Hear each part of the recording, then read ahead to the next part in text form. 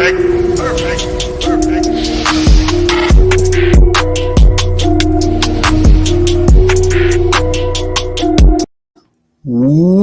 is going on, everybody? RB here, Philly Take with RB. What is going on, everybody, in the chat? We are back for another day of content leading up to the Philadelphia 76ers first round playoff series, which will begin on Sunday afternoon. What is going on, everybody, in the chat? We got 12 in here already, guys. Hit that like button, hit that subscribe. Hit that notification bell so you are instantly notified anytime I upload or go live. We will be live for every Sixers playoff game. And, we'll be doing post-game recaps. We'll be doing other videos in between. We'll be doing a whole bunch of stuff. So what is going on, everybody? Check us out. YouTube, Apple Podcasts, Spotify. Hope everybody's doing well. I know it's a little earlier than usual. Hopefully we'll get some more people as we go. But what is going on? We got some people in the chat. We have War Series. We got Adi. We have Chiquita. We have my guy Romp 2.0. What's going on? Did a great interview with him the other day. Skate City, Ryan Rowe, Goated, Carter, Zach, Philly Shad, my guy. What's going on? Shout out to the entire Fire Take Nation. Shout out to all the channel members. All the channel members will be enabled to call in. They will be the first callers, and then eventually we will open it up to other people. But we'll give some people a few minutes to get up in here, man. We'll talk a little bit.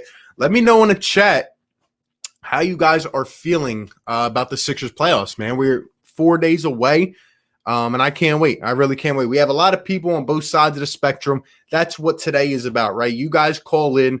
You give me your thoughts. You give me your takes. Hey, whether you agree with me, whether you disagree with me, whether you love me, whether you hate, it doesn't matter. You know what I mean? This is your chance to not only speak to me, but to speak to the entire Sixers court. You know what I mean? The entire Sixers nation. How do you feel about this team's chances of going deep into the playoffs and maybe making a finals run? You know what I mean? So this is your chance today. So shout out to everybody in the chat. Once again, hit that like, hit that subscribe, guys. Help me push this content out. Hope everybody is doing well. And, let me know how you feel in the chat. My guy Ask Tipo in the chat, what's going on, bro? Appreciate you being in here. Shout out once again to the Fire Take Nation. All channel members will have first dibs at a call-in. We will be live from 5 to 7, and then we'll get off so we can watch the 2 play-in games tonight.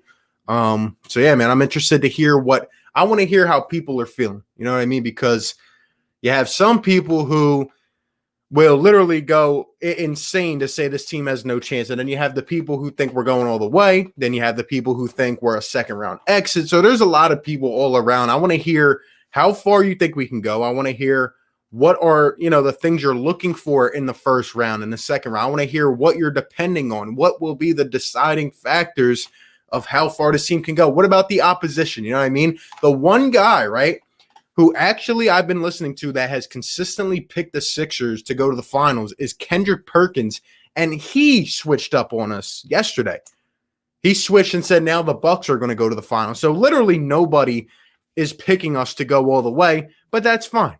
You know what I mean? Let them keep sleeping on us. We've been saying it all along, right? Number 1 seed, MVP candidate, Defensive Player of the Year candidate, but we let them sleep on us, right? It is what it is. Hey, man. Big play. What's going on, my man? Kane Scott in the chat. Ryan Rowe, what's good? Zach, who's going to stop and be? It's a good question. Nobody in the East, I'll tell you that. They're going to have to double them. Timmy says, I hope we can go far enough. Just go anyway for us in all honesty. Shifty, what's good? Philly Shad, first and second round should be dubs. Yo, yesterday I talked to my guys, DJ, Tom, and Mike on the live stream. I mean, we're set up here. The road is paved for, honestly, one of the easiest trips to the Eastern Conference Finals that we've seen in a long, long time, to be honest. Just my opinion on it. Next year, the year after, will we get a chance like this? Will we have a chance? And if you guys didn't see the game last night, we're either going to be playing the Pacers or the Wizards in the first round. So will we get another chance like this, right? To maybe play the Pacers and then the Knicks in the second round, or the Wizards and the Hawks. Like, we should be able to get to the Eastern Conference Finals, which we've been trying to do for years with our two guys. And then, it's all history from there, right? It's all history. So, can't wait to hear from you guys today. And this is all about you guys today. So, and I will announce before we get into this, tomorrow night, guys, since you all wanted me to, I will be streaming Pacers versus Wizards tomorrow, 8 p.m. Tune into the channel, hang out, live play-by-play, Pacers and Wizards.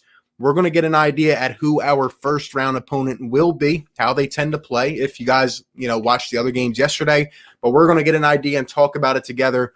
So tomorrow, 8 p.m., tune into the channel. We will be live streaming that. On Friday, after we know who we're going to play, I'm going to drop a preview of the series, like a breakdown of the series. And Saturday, I'm not sure yet, but we will see what happens. If we end up playing the Pacers, I can actually do a collab with a Pacers content creator that I know. But, we'll see what happens. We will see. But yeah, guys, I want to know. I put out a Twitter poll. I put out a YouTube poll as well. Who do you guys want to play, the Pacers or the Wizards? So I'm interested to hear about all these things, I'm interested to hear, again, channel members. If you guys would like to call in, you have the first opportunity. Go over to the community tab, the members only post, and you have the link. You can call in. We'll start to take some callers as people start to load in. And please hit the like, hit the subscribe, and all that good stuff. We're going to share the screen real quick so we can see the bracket in case you guys have not seen it yet. So this is the bracket right here. Obviously, the Pacers won yesterday, so the Hornets are out, and Boston beat the Wizards. So Boston is locked into the number 7 seed, and the Pacers are going to be playing the Washington Wizards, and, well, whoever wins ends up playing us in the first round. So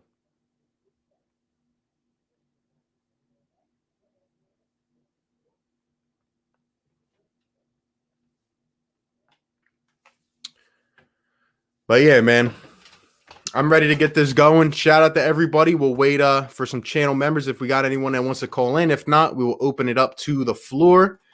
But yeah, man, let me know in the chat, guys. Who do you want to go up against? Do we want to go up against the Indiana Pacers, or do we want to go up against the Wizards? Now, in my personal opinion, I don't care who we go up against with, because I see either series being a sweep or a 5-game series. I really do. The Pacers played outstanding yesterday, but come on, man. They have like 8 people injured. Karis LeVert may not even come back for the series. And then look at it, man. Like, who do the Pacers have that's going to cook us? Come on. Other than Sabonis, Doug McDermott, I don't think he's going to have that kind of success that he had yesterday against us. And when I'm looking at the Wizards, Bradley Beal is still on a, his hamstring is messed up. He doesn't look like himself. Russell Westbrook yesterday had to be dealing with an injury because he didn't even look like himself. And he went limping off with like 5 minutes to go into the locker room. So honestly, I'm down to play either one of these teams, man. I'm down to play either one of these teams. I think it'll be a 4-game series, maybe a 5 if they win 1, if we're still, trying to get some rust off. But other than that, man, it should be a dominant series for the Philadelphia 76ers. And once again, guys, if you're just coming in, we got 80 people in the chat. Please hit the like, subscribe, notification bell. And yeah, we're just gonna wait for some people to load in. Again, channel members, if you guys are in here, go over to the community tab, hit the link, and call in, and we'll get some calls going.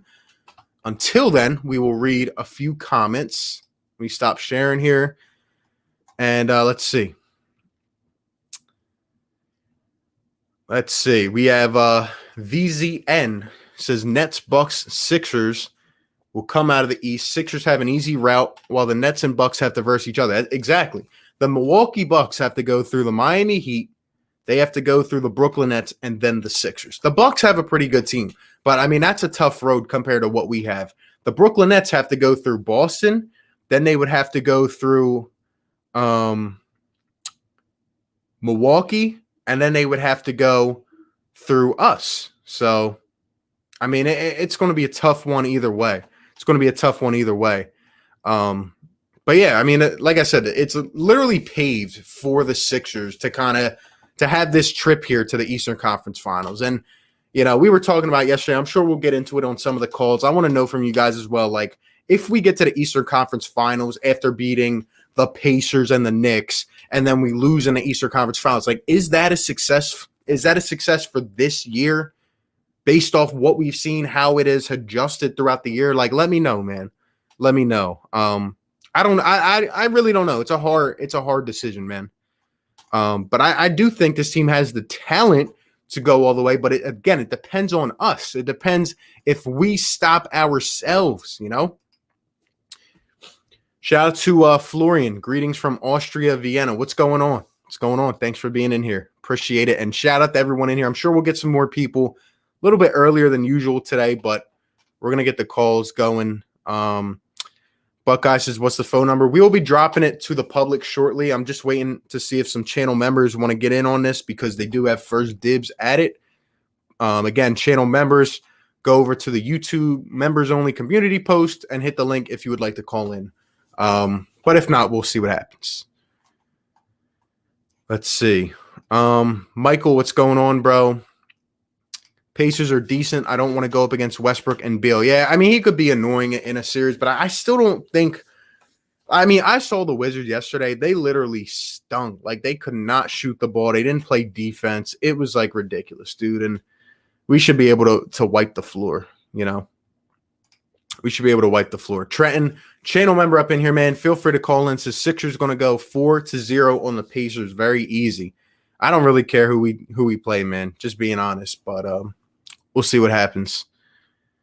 I think we beat either one of them teams in 4 games, maybe 5, and we'll see what happens. Who do you have at MVP? Probably Jokic, given the fact that Joel didn't play enough games. But if he did, I would probably have Joel. But they'll probably give it to Jokic, in my opinion.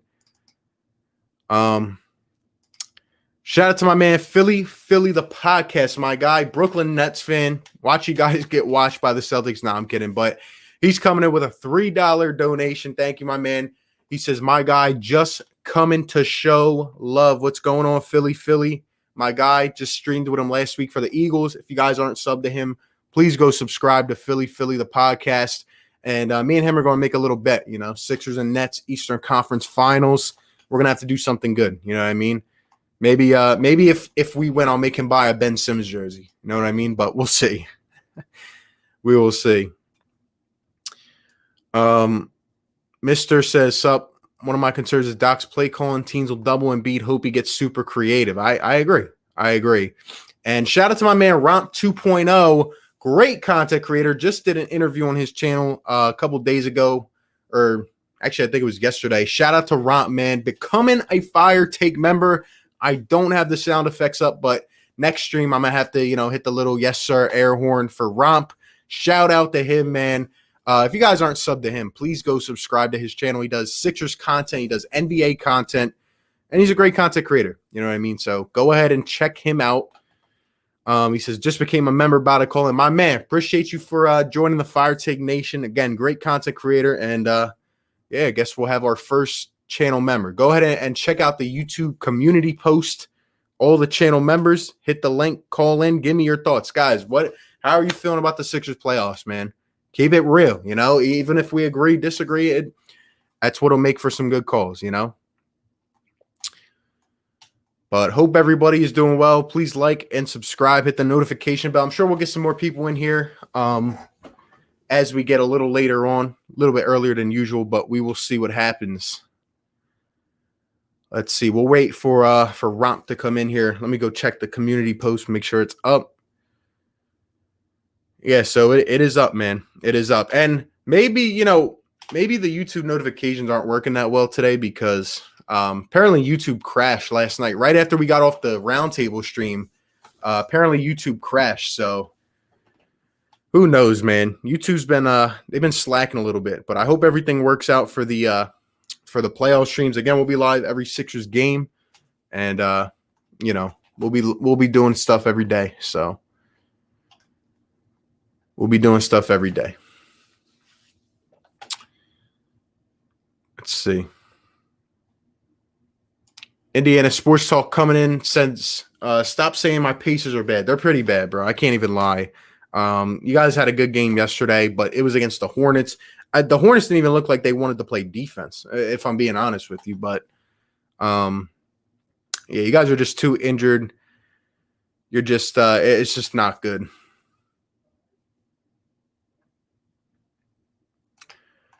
Yeah, Philly. I hear you, bro. I had to email them yesterday because they're messing with my stuff too. It's pissing me off. But yeah, they're kind of slacking. So that's why I need everybody in here to hit that like button, man, because we got to push this content out for sure. Last time we did a call-in stream, it was at the trade deadline. It was a lot of fun, man. It was a lot of fun. So I'm looking forward to some great calls. We'll be on here till around 7, maybe a little bit after. But I'm trying to get these calls started. So I'll wait for Romp to come in here. Any other channel members that want to call in, again, guys, you can have your video on. You don't have to. It can just be an audio call. But call in, man. Give us your thoughts. And we'll open it up to the public in a few. So, but I need your guys' help, man, pushing this content out. We're going to be going crazy in the playoffs, man. I told you guys we're going to be grinding. We're on the road to 10K. I'm excited for some Sixers playoffs. You know what I mean? The last couple weeks have kind of been just down, you know what I mean? But I'm ready. Even the first couple rounds might be a little bit interesting, but I think, we got to handle business. So shout out to my man, Birds Nation 302, coming in with a $5 donation. Birds Nation, thank you so much, man. This man always shows support and love in the streams, man. So thank you, bro. I appreciate you. Feel free to call in. Great channel member. And, we'll see what happens with that, man. But shout out to Birds Nation and shout out to my guy Lindy up in the chat, man. What's going on, bro? Definitely got to get you up in here on a call. But speaking of calls, we got my man Romp up in here. We got 90 in the chat, guys. Like and subscribe. And we got the first call. Romp, what's going on, bro? What's good, bro? How you doing? Good. How are you, man? Give us your thoughts, bro. I can't stop thinking about the playoffs. I don't know about you, but like all day long yesterday, all night, I'm dreaming about Joel Embiid hitting clutch shots. I'm dreaming about Ben Simmons maybe stepping up. But the thing that's holding me back for the Sixers to take us to the promised land is just I keep thinking to myself, like, I'm like 0.2 centimeters away from thinking this team is a championship contender. But I think we're lacking one major thing to take relief off of Embiid, and that's just simply a perimeter shot maker, shot creator, who you can give them the ball, 5 out, little ISO ball, simple crossover, hit the shot. I think we're lacking that. And I think in today's NBA, you need that. And that's what I think will hurt us specifically against the Bucks and the Heat.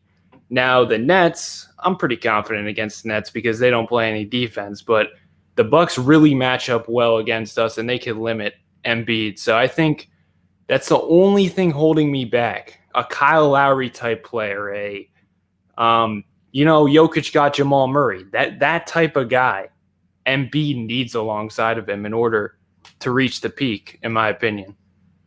Hey, I agree with you, and I appreciate, first off, again, guys, sub up Romp 2.0. I appreciate him coming on here and keeping it as real as possible. That's what we need up in here, man. We need, the realest thoughts, and 100% of the time. So, Romp's bringing up some pretty good points here. Like, this is what I was talking about on the stream last night too. Like, when in crunch time, when it's really maximized, possession by possession, who are we going to give the ball to? Because everybody can say Joel, and sure, I agree. Joel, I mean, this guy can hit step backs. He can turn around. He can fade. Like, it's crazy.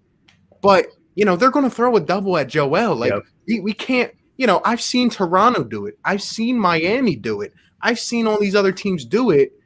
So who are we going to rely on? And someone in the chat last night had a comment, and they said, it's as simple as this. Ask yourself, with the game on the line, if Joel's getting harassed, do you trust Tobias Harris or Ben Simmons to take the ball and get you one bucket when you need it when the game's on the line? And that's going to determine a lot. You know what I mean?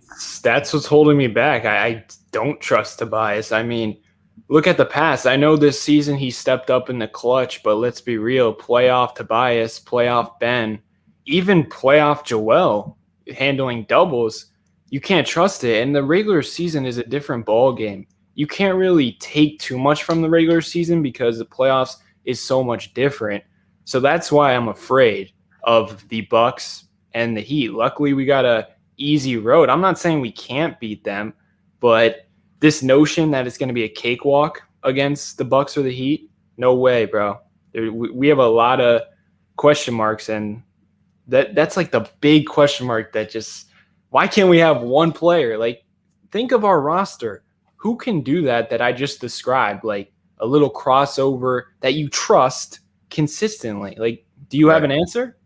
I don't. I really don't. My answer would be Tobias Harris, but I gotta, like I said, I gotta see these guys first because Tobias Harris has been, he's had a great year. He's a good player, but if he's going up against a Chris Middleton, I don't know what my answer is to that. You know what I mean? Chris Middleton's a solid defender, and these guys are going to be pressed up on Tobias, and we know Ben is not going to shoot a jump shot, so he's going to have to get to the rack, and it's going to be hard if teams create that wall. We saw it with the Bucks. That's been one of their weaknesses. So I don't know, man. You're forgetting Drew Holiday. Drew Holiday is one of the best defenders in the league. He can lock up Tobias. I just think it's the Bucks year. I think they put a really solid team together. I literally just uploaded a video talking about Drew Holiday, what he brings to the table, and I just think the Bucks really understood what they were missing, and they went and maybe overpaid for Drew Holiday. But believe me, I think the Bucks are the scariest team in the East, and we're going to see that when they play the Miami Heat. They could crumble, but I don't know. I'm just afraid. I'm afraid.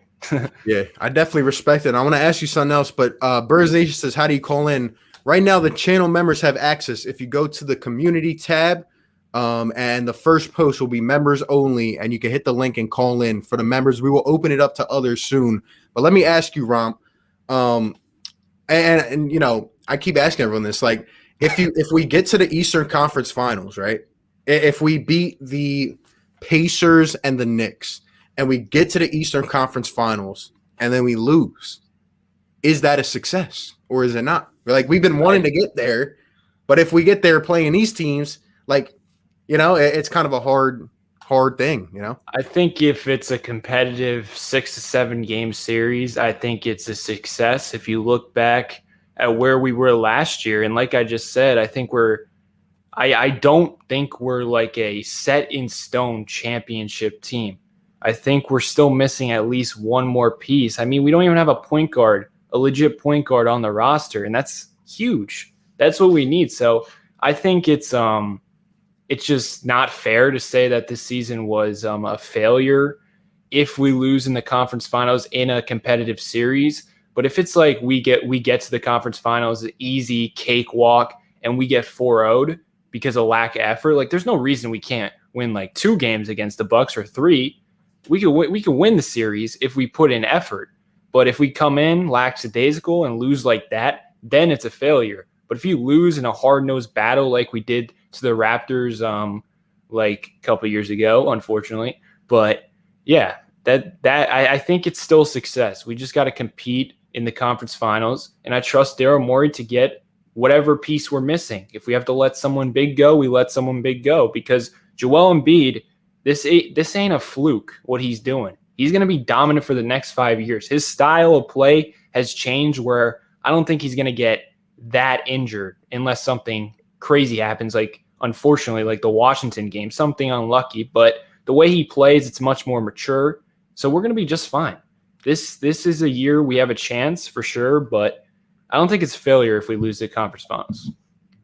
I got you. Let me play a little bit of devil's advocate here, because I agree with what you're saying, but let me ask you this. Say, you're right? We don't view this as a total failure, right? We got to where we wanted to. This is where we said at the beginning of the season, like, let's get past the second round, right? Mm-hmm. But then my next question would be, okay, so you got Ben, Tobias, Joel. You have good – you would say, like, Danny Green's a good role player, right? Like, he's felt his role. He's fit in. We don't have a lot of cap space to go out and get another player with who we have now, like a guy like you're saying, like, you can give the ball with the game on the line. So then my question to you is, well, what do you do now? You know what I mean? Like, if it's not a failure, but if you don't know if this team can go all the way, like, what's the next thing? Like, what is the next thing? I just think getting a point guard. I've been preaching this for years. I mean, if you look at our recent point guards in the last 5 years, it's like crazy. It's like TJ McConnell. It's just, we need a legit point guard. And I know Kyle Lowry is getting on the older side, but everyone said that about CP3 with the Phoenix Suns, and look what CP3 is doing with the Suns. I don't think age matters as much anymore with the amount of science, I guess, we have. As long as the players are mature and know how to take care of their body, like we've seen Danny Green do it this year. He's one of our most durable players. Same with Dwight Howard. And the young guys like Joel and Ben have missed games, but the older guys that know how to take care of their body. So I don't think age is going to deter me from getting Kyle Lowry. Will we have to overpay? Maybe, but we overpaid for Tobias, and it seems like it's working out. So I think just getting a point guard for Embiid, because I don't think people understand how much of a relief it would take off Joel if you put him next to another elite shot maker. Like Tyrese Maxey has that potential, but you can't expect him to do it now. I agree. And I think Tyrese can be that guy, but even at the same, I'm not overpaying for Kyle Lowry just because, then how do you upgrade the rest of your roster, right? Like, we're going to need a quality bench piece or two. Danny Green is probably going to walk after this year. So then unless Matisse Thybulle can also develop into that 3-and-D guy, we're a little bit pinned against the wall, in my opinion. So, if you want a transcendent player, a guy who's really going to be another star, like another star point guard, I feel like, something's going to have to bite. You want me to be honest? That's what we're here for, man. If I'm Daryl Morey, I'm looking at Tobias Harris, and I see him at the peak of his value. Like, think about that. You think Tobias is going to get any better than what he is now? So I think Tobias low-key could be gone by next season just because his value is very high right now, and maybe you can flip him for something. And a lot of people, like you were saying, we would be in cap or whatever, wouldn't have enough money. A lot of people said that about the Brooklyn Nets, and all of a sudden they're going out getting guys like Blake Griffin, just random players just to fit in, Aldridge at one point. There's guys you could find on the market. Like, I feel like depth is a little overrated in terms of the playoffs because you're only playing 8 to 9 guys, and you win with stars in this league. It's that plain and simple. Yeah. It's good points, man. A lot hinges on how we do in these playoffs. Like I said, it's the way we play. It's if we were to lose, how we lost. Like, I still feel like we have the talent to go all the way. But like you said, man, we also got to look towards the future. And that's the reason I think Daryl Morey didn't bite on a guy like Kyle Lowry, because he said, I'm not giving up Tyrese Maxey. So who knows, man? Even in our conversation yesterday, we said, it was the goal even to win a championship this year. I don't know, man. I don't know. It's interesting. I hate to be like the Debbie Downer could come in here and be we're not going. We are here. And again, we'll be opening up the phone lines to everyone else soon. Any channel members, hit the community link, come in here. But look, man, we're here. I want to hear everybody's take because there are people that think we have no shot. There are people that think we're going to the finals. So I want to hear everybody's takes. And I respect you for keeping it real from your opinion. I just saw a comment that was very interesting. I've been hearing this comment a lot. It was Tobias for CJ McCollum. I think CJ McCollum is bound to be a Sixer one way or another, whether it's we give up Ben for him or we give up Tobias. I don't know how that would work, but Portland is in a position where they need to do something new. They desperately need defense, and we're in a position we desperately need a shot maker, shot playmaker. And bro, trust me, CJ gets overshadowed by Damian Lillard. That dude is a monster. So I low-key would think about giving up Ben if we lost for CJ McCollum. He's that good in my eyes. Ben for CJ, you're saying? Yeah. Obviously, I would want more in return for Ben, maybe a pick and everything. But I think you underestimate, Sixers fans, we know what Ben is, but we don't watch CJ McCollum every night. But CJ is a bad man, let me tell you. And if it doesn't work out and Ben is the reason we lose, then I'm willing to try something new. I hear you on that. I'm a fan of CJ McCollum. I even had him as a trade target for us last year, but I don't know if I can do Ben for CJ McCollum. Like, I feel like I would need more than that. And then my question is CJ going to play the one? Like you said, I think we need a pure point, So we'll see how it works, but a lot hinges on these playoffs. But before I let you get out here, give us your prediction, man. Let the chat know, where do you view this team going in these playoffs? Conference finals, no ifs, ands, or buts.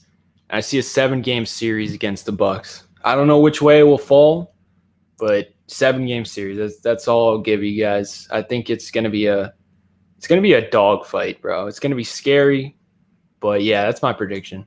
I like it, man. Hey, appreciate you for calling in again. Romp 2.0, go sub him up.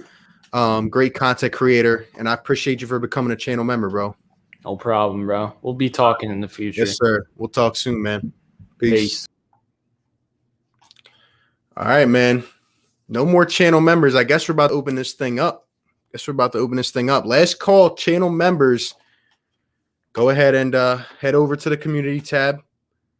Hit that subscribe. You know what I mean? We're almost at 9.5K, halfway to 10K. Look, Rom came in here. He kept it objective from his standpoint. I'm not going to say anybody's opinions is bad. You know what I mean? You have your opinion. I have mine, and we're here to talk about it. And we're here to give it to all the chat. So let's see. Oh, we got another channel member in here. My man, Birds Nation. What's going on, bro? Hey, what's going on, bro? What's going on, man? How you feeling about these playoffs? I'm a little nervous. I think the first round will be okay. Going up against the Knicks, their defense, we had trouble with them this year. I think we'll get them maybe. I think they might be able to stretch it out to like 6 games. They might be able to win 2 games against us. And then conference finals, I think it'd either be the Bucks or the Nets. And I think in that series, each team's going to win all their home games, and that's why it's good we have home court. I agree. I think a game 7 in Philly is way more important than we've seen the last couple years, right? Like that game in Toronto, game 7. Who knows if that was in Philadelphia? You know what I mean? Yeah, I'm trying to forget about that. That was crazy. Yeah. But what else you got for me, man? Like, give me, what do you think's going to be the deciding factor on this team? Like, what's going to decide how far we go? It's going to be Ben Simmons. He's the big question mark. If they're playing defense, like if they're playing off of him and just double teaming Joel, we're going to have issues, and you can't play him at point guard if they're going to do that. You're going to have to play Paul George or and put him at the small forward. I mean, you can't have him handling the ball if he's not going to shoot it or drive inside and draw the foul. So that's the big question mark I have. And then I'm not sure about rotation, like how many players we're going to rotate. And do you think Shake is going to get any time, or you think Tyrese Maxey is going to be in there? Yeah. I think Shake's going to get time, even though I wouldn't right now. I would ride the hot hand, but what do you think? I would probably ride Tyrese Maxey because I like the way he creates shots. That the way he drives inside. I think he's going to be really good in this league. I think we got a steal when we picked him. Yeah, and I agree. I think that he should be the one out there. As long as we don't see any, what's his name, Mike Scott. Yeah, if we see Mike Scott, man, we're in a world of trouble. I just saw a comment earlier today. Doc was saying that we might go 10 deep, 11 deep. I don't know if I believe that, but please, no Mike Scott, man. I mean, yeah. I'll play Anthony Tolliver before Mike Scott. Yeah, B-ball Paul. Yeah. That's just the thing, though. Like, I don't know how much I trust, like, if Doc's going to ride with young talent, like rookies. I just don't know if he's ever been that kind of coach, you know? Yeah, you can understand why, because they're going up against better talent. This is different from the regular season. Exactly. But at the same time, like you said earlier, like we might struggle a little bit in the second round, but we should get to the Eastern Conference Finals. But if we get to the Eastern Conference Finals and we lose, do you view that as like a success no matter what? Do you view it as a failure no matter what, or does it like depend? that will be the furthest we've been since this whole, the process has been over. So Right. like your man Rump said, if it's competitive, then yeah, that's a success. But I want a championship. I want to go to Hmm. Broad Street and get locked up for. But we'll see. But if we make it to the conference finals, I'll be happy as long as they're competitive. Yeah, I agree, bro. But hey, appreciate you calling in. Good insight, man. And thanks for all the support, bro. Yeah, no doubt, bro. Keep up the good Appreciate you, work. man. We'll keep Yep. talking. All right, we got one more channel member coming in here. We have a new member, my man Lindy Enzo, my guy, man. Great Eagles content creator, also a Mavs fan. We definitely got a collab. If we get to the final, Sixers and Mavs, we'll be collabing. But shout out to Lindy, man. I'm excited to hear from you. And thank you for becoming a member. I don't have the sound effects, so next stream, tune in tomorrow night. We'll be streaming Wizards Pacers, so tune in. I'll hit the yes sir for you, man. And we also got Chris becoming a channel member. Thank you for the support as well. Shout out to the new two new channel members. Get some hype going in the chat. We're gonna let my man Aaron in here. And again, channel members, the link is on the community page. Hit it, call in, give us your thoughts. You know what I mean? So let's go ahead and get Aaron up in here. What's up, Aaron? Yo, can you hear me?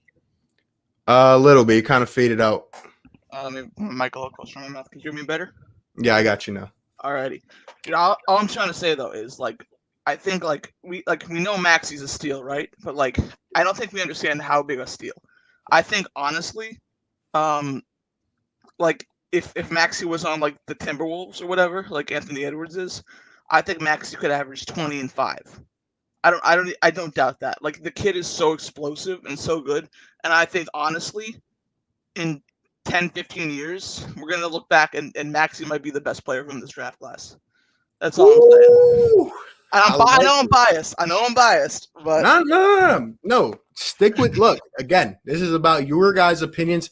Look, I think we ended up getting a great talent because of there wasn't a lot of behind the scenes footage, you know what I mean? With the whole virus and everything, it was just a different way of doing the activities, the draft process and all that. And I knew from the first couple games that Maxey stepped on the floor, I knew we had something special, and you can just see he has it. You know what I mean? Some players have it. So I'm really a big fan of that. And, I was really mad earlier this season when Furkan came back from injury and Tyrese was immediately pulled from the rotation because he was actually on a bit of a stretch, Yeah, I feel you. No, I completely agree. Look, the kid reminds me of if Donovan Mitchell and De'Aaron Fox were combined into one player, legitimately. He doesn't have the shot that Donovan Mitchell has right now, but he could definitely acquire that. You know what I mean? And I think he will. Yeah, and on draft night, the one thing that I would, people said that I hated the pick. I didn't hate the pick. I just said we need a guy that's going to be able to knock down shots. And obviously in college, he wasn't that good. But you can see his form coming along, and he's very confident. That's what I like about Tyrese. He's going to let it fly, Yeah, no, we were all not just you. Everyone was yeah, we should take Tyrell Terry. But look where Tyrell Terry is and look where Maxey is now. I think I made the right choice. You always have to stand on it. I was a Tyrell Terry fan. I still think he may become something. He's got to get his weight up a little bit, but I was wrong about that. I can admit that. I did have Tyrese, though, in my top 5. He was on my draft board, but I just wanted a pure shooter, even if it was Desmond Bane. But with what I'm seeing from Tyrese, again, we didn't have as much access to, elements of tape or anything like that. So we couldn't see a lot. Yeah. But I really like Maxey. But let me ask you this. Do you think he's going to crack the rotation? Do you think Doc's going to rock with the hot hand? Doc hasn't in the past gone with rookies, but I hope. I don't know. I don't know, but I hope he does. Because, again, sometimes we go on these slumps where we can't score as a team. Mm-hmm. And that's when you can insert someone like Maxey, and he just instant offense off the bench. You know what I mean? Mm-hmm. And it's like how Matisse is instant defense. Maxey is instant offense. And I think I look, Shake at the beginning of the year, I would have said he'd be more important because of his shot. Now his shot's coming back a little bit, but at the moment, I'd rather have Maxey.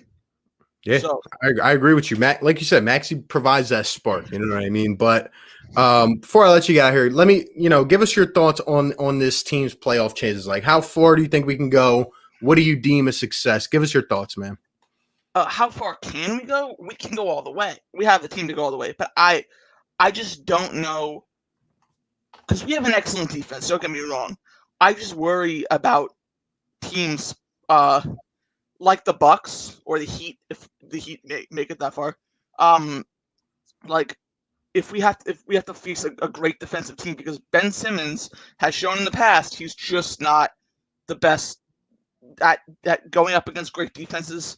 If you can game plan for him every game, and Right. and I worry about that, because especially Embiid, because if you can't let Embiid post up, then our offensive plan is a little bit screwed, and we have to figure out something else. But it's like I don't worry about the Nets that much, because I feel like we could beat the Nets just because our defense is so good, and they have no one that they can stop and beat, and they've not shown that they can do that, or stop Ben Simmons or stop anything. They just don't have the defensive capability. But a team like Milwaukee might be able to slow us down because of their defensive capability. That's what I worry about.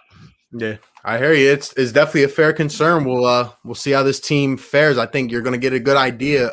Maybe the first couple rounds, but when crunch time comes, we're going to see, man. But thanks for calling in, bro. I appreciate the support, man. Thank you. Have a good one, man.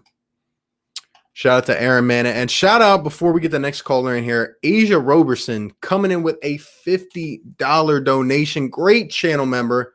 Always showing love and support. Asia, sincerely, thank you so much. Says, Yo, RB, what's good? I know this is basketball, but I want to ask your opinion on Pro Football ranking your quarterback second worst. They got my quarterback over Jalen, and as a Giants fan, I think that's absurd. ESPN must not like Philly. Yeah, they don't like either of us. Honestly, Pro Football Focus is like, I mean, I can't even say it. I'm not trying to get demonetized, but like, it's just absolutely terrible. Pro Football Focus, like, I could probably close my eyes and make a better list than Pro Football Focus. I'm gonna give my guy Jalen a chance. It's ridiculous, the kind of list that they put together. And I mean, look how early we are in the off season. You know what I mean? Like, it's not like we're gonna play a game next week, so we got to see how things advance. But where I stand on Jalen Hurts is I'm going to give the kid a chance, drafted into a terrible situation. He's a rookie. He's essentially going to be a rookie quarterback. Like, I can't judge a guy off of 4 games with the situation he was put into. But that's just where I'm at on Jalen. Thank you for the $50 donation. Show some love in the chat. Asia, the MVP. We're going to be talking some Eagles real soon. Don't worry about it after these NBA playoffs. And we're going to have our post games this year and stuff. So be sure to stay tuned on that. Let's see. We got my man Lindy in here. What's going on, bro? What's going on, RB? What's up, bro? Hang out with you, man.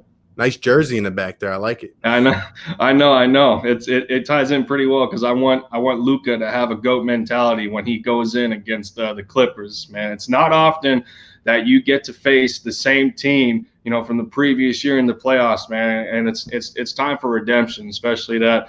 I'm guessing KP's kind of healthy, Who knows?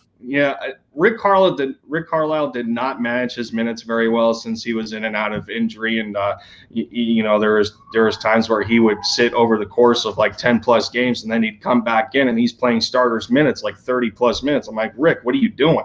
If you're trying to get some longevity out of this guy, you might as well put him on a restriction until he's 100%, For a kid that's 7'3" with knee problems.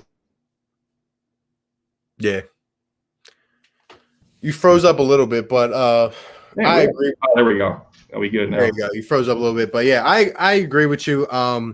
Again, shout out to my man Lindy, who just became a channel member. He has a channel himself, Lindy Endzone, right there. Go sub him up as well. Great content creator. But I want to get, this is good because I want to get others' opinions on the outside as well about the Philadelphia 76ers. But let me just tell you real quick, not to be offensive or anything, but I'm sorry, bro. I don't have the Mavs coming out of the first round. Okay. I know. I have the Clippers as kind of an underdog going, not, it's not the Mavs' fault, but I have the Clippers, this being kind of that year where they take another step. But yeah, what do you think about that? Do you think the Mavs are getting out the first round? There's definitely a chance. I mean, and there is a chance. and respectfully so, with the lack of expectations on that level when you're talking about the Mavericks. And it's just the fact that the Clippers are a lot deeper this year than they were last year. It seems like Kawhi Leonard's on the rebound, and we still have yet to see what Paul George can do in the playoffs, as opposed to the last few years between his first stint with the Clippers, going into year 2, and then how he really didn't do much of anything for OKC when they tried to make a big 3 over there with Russ and Carmelo Anthony. But I understand it, and we're hurting in a means of depth. I mean, as well. We already lost the Seth Curry trade. I'm gonna put that straight out there. Congratulations to the Sixers. Y'all won that trade. Seth has been phenomenal for you guys. You knew what you were getting in a 3-point shooter, and you kind of fleeced us with that hunger for defense. And and it's sad because Josh Richardson eventually got benched towards the end of the season, but again, he deserved it. So did he actually get benched? Yeah, he got benched. He was getting starters minutes for the majority of the year, and then he ended up getting benched. And I asked this for quite some time ago that Tim Hardaway Jr. should be in there a little bit more than Josh Richardson. And I get that he's pretty bipolar when it comes to the 3-point line, but when Hardaway Jr. is hot, there's nothing that can extinguish him. So. Richardson has not been. He was definitely a disappointment. That's crazy, man. I didn't see him getting benched, but I knew we won that trade. My man Rompu's in here says Mavs have a chance. Luka's already a top 5 player. Don't get me wrong. Like, Luka is a stud, man. I just think they need a little more around him. And I don't think they gave that to him this year. But don't worry. The future is bright. Maybe they come out of the first round. Who knows? Who knows with Pandemic P? You know what I mean? But let me get your thoughts on the Sixers from an outsider's perspective. Like, if you've been watching the Eastern Conference, like, how do you view the East shaping out, and what do you think about the Sixers?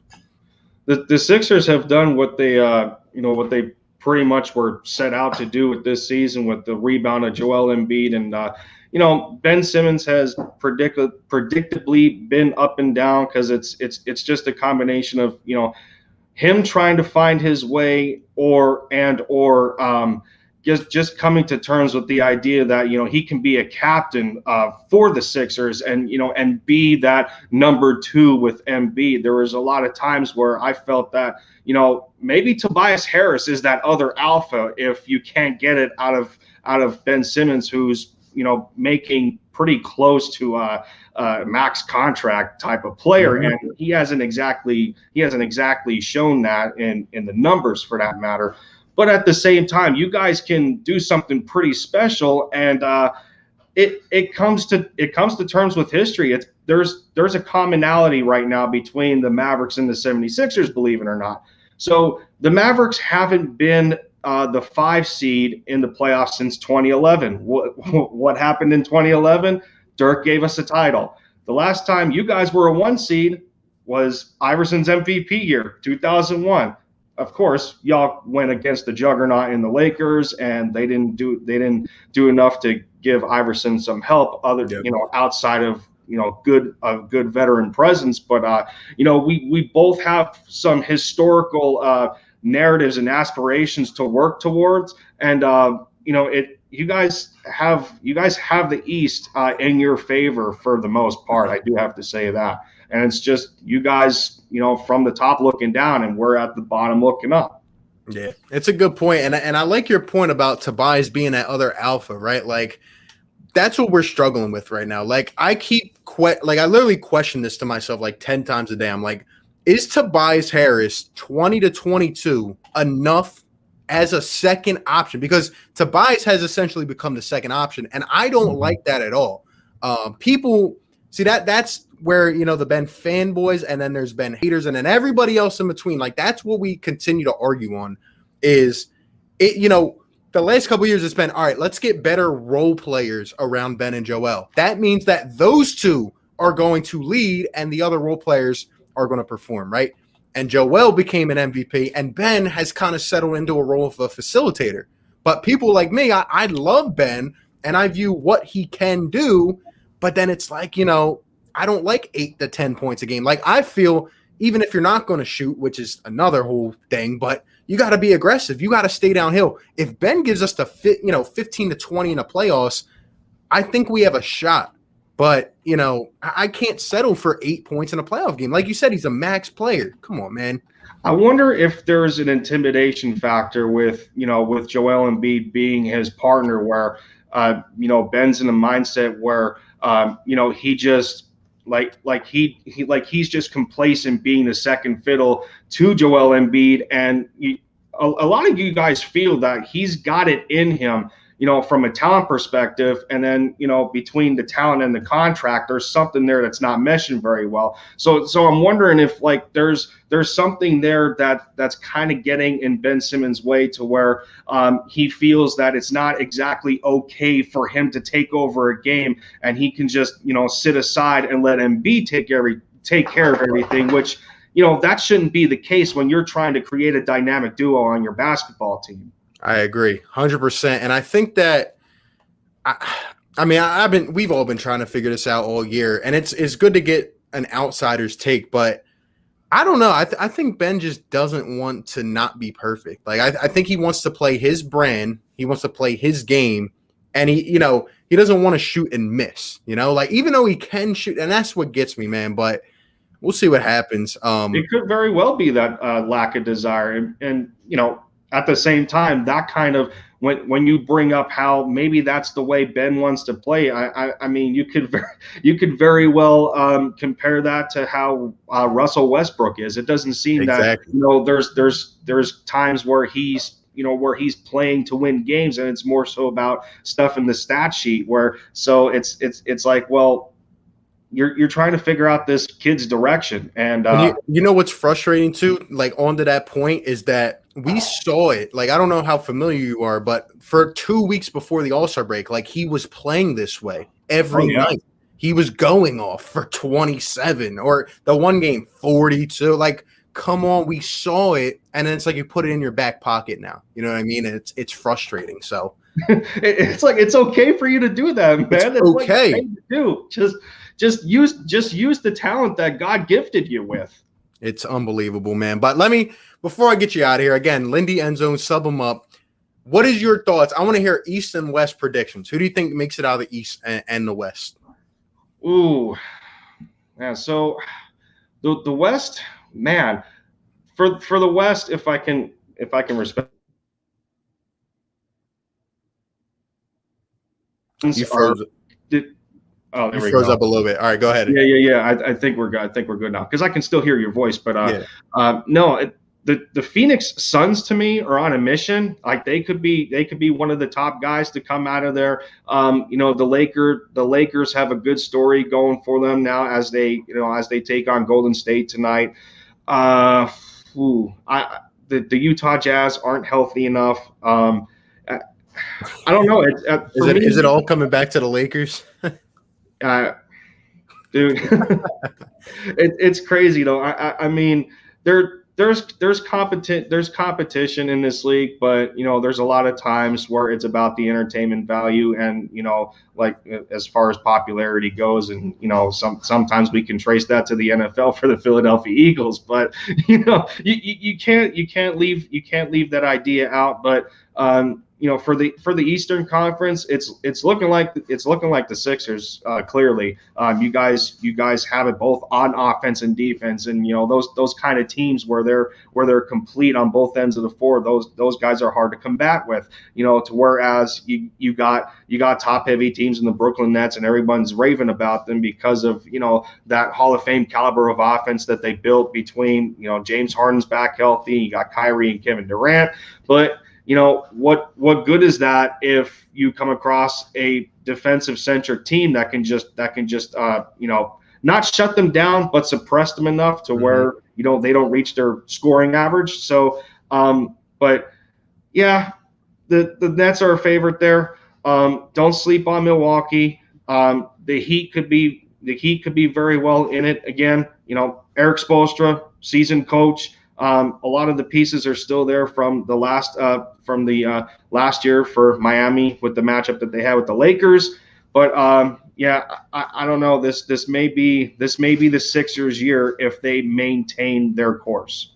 I like it, man. I like it. Hey, hopefully you're right. Hopefully you're right. I'm gonna stick with your prediction there, but appreciate you coming on. Go get your Eagles and Mavs content, Lindy End Zone. If the Mavs somehow make it to the finals, we got to do a collab, man. It's solely gonna be up to Luka, man. It's gonna be a good series, the revenge series. I know. I'm excited, but I'm afraid at the same time, man. Like, Luka, are you gonna go live for it? Are you gonna? Yeah, I got to. Yeah, I gotta see your reaction. Yeah, game 1's on Saturday, man. This is all on Luka. You got to mature, dude. Too many technical fouls. That immaturity that can't carry into the playoffs. It's unacceptable. So I'm hoping he pulls through, man. I love it, man. Appreciate you coming on, bro. We'll be talking. Absolutely, RB. All right, bro. Peace. Woo! Interesting takes, man. I'm ready to hear from the chat. You guys are coming crazy. Shout out to the channel members. Let me go ahead and get the link real quick. You guys are coming crazy, man. Let's see. But yeah, let me know in the chat right now, guys. Lakers or Warriors tonight? Who are you guys thinking, man? I don't really know. I think the Lakers will pull it out, but it's going to be a good game, man. It's going to be a good game.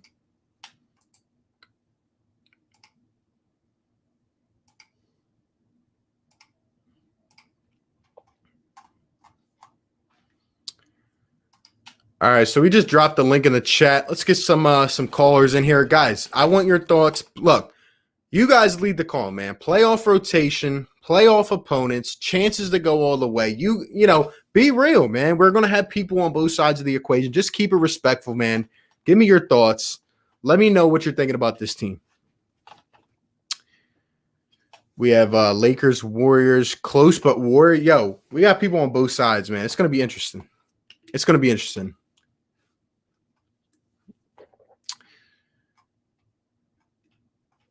If you guys are just tuning in, man, hit the like, subscribe. We just dropped the link in the chat. We got a bunch of people tuning in here, man.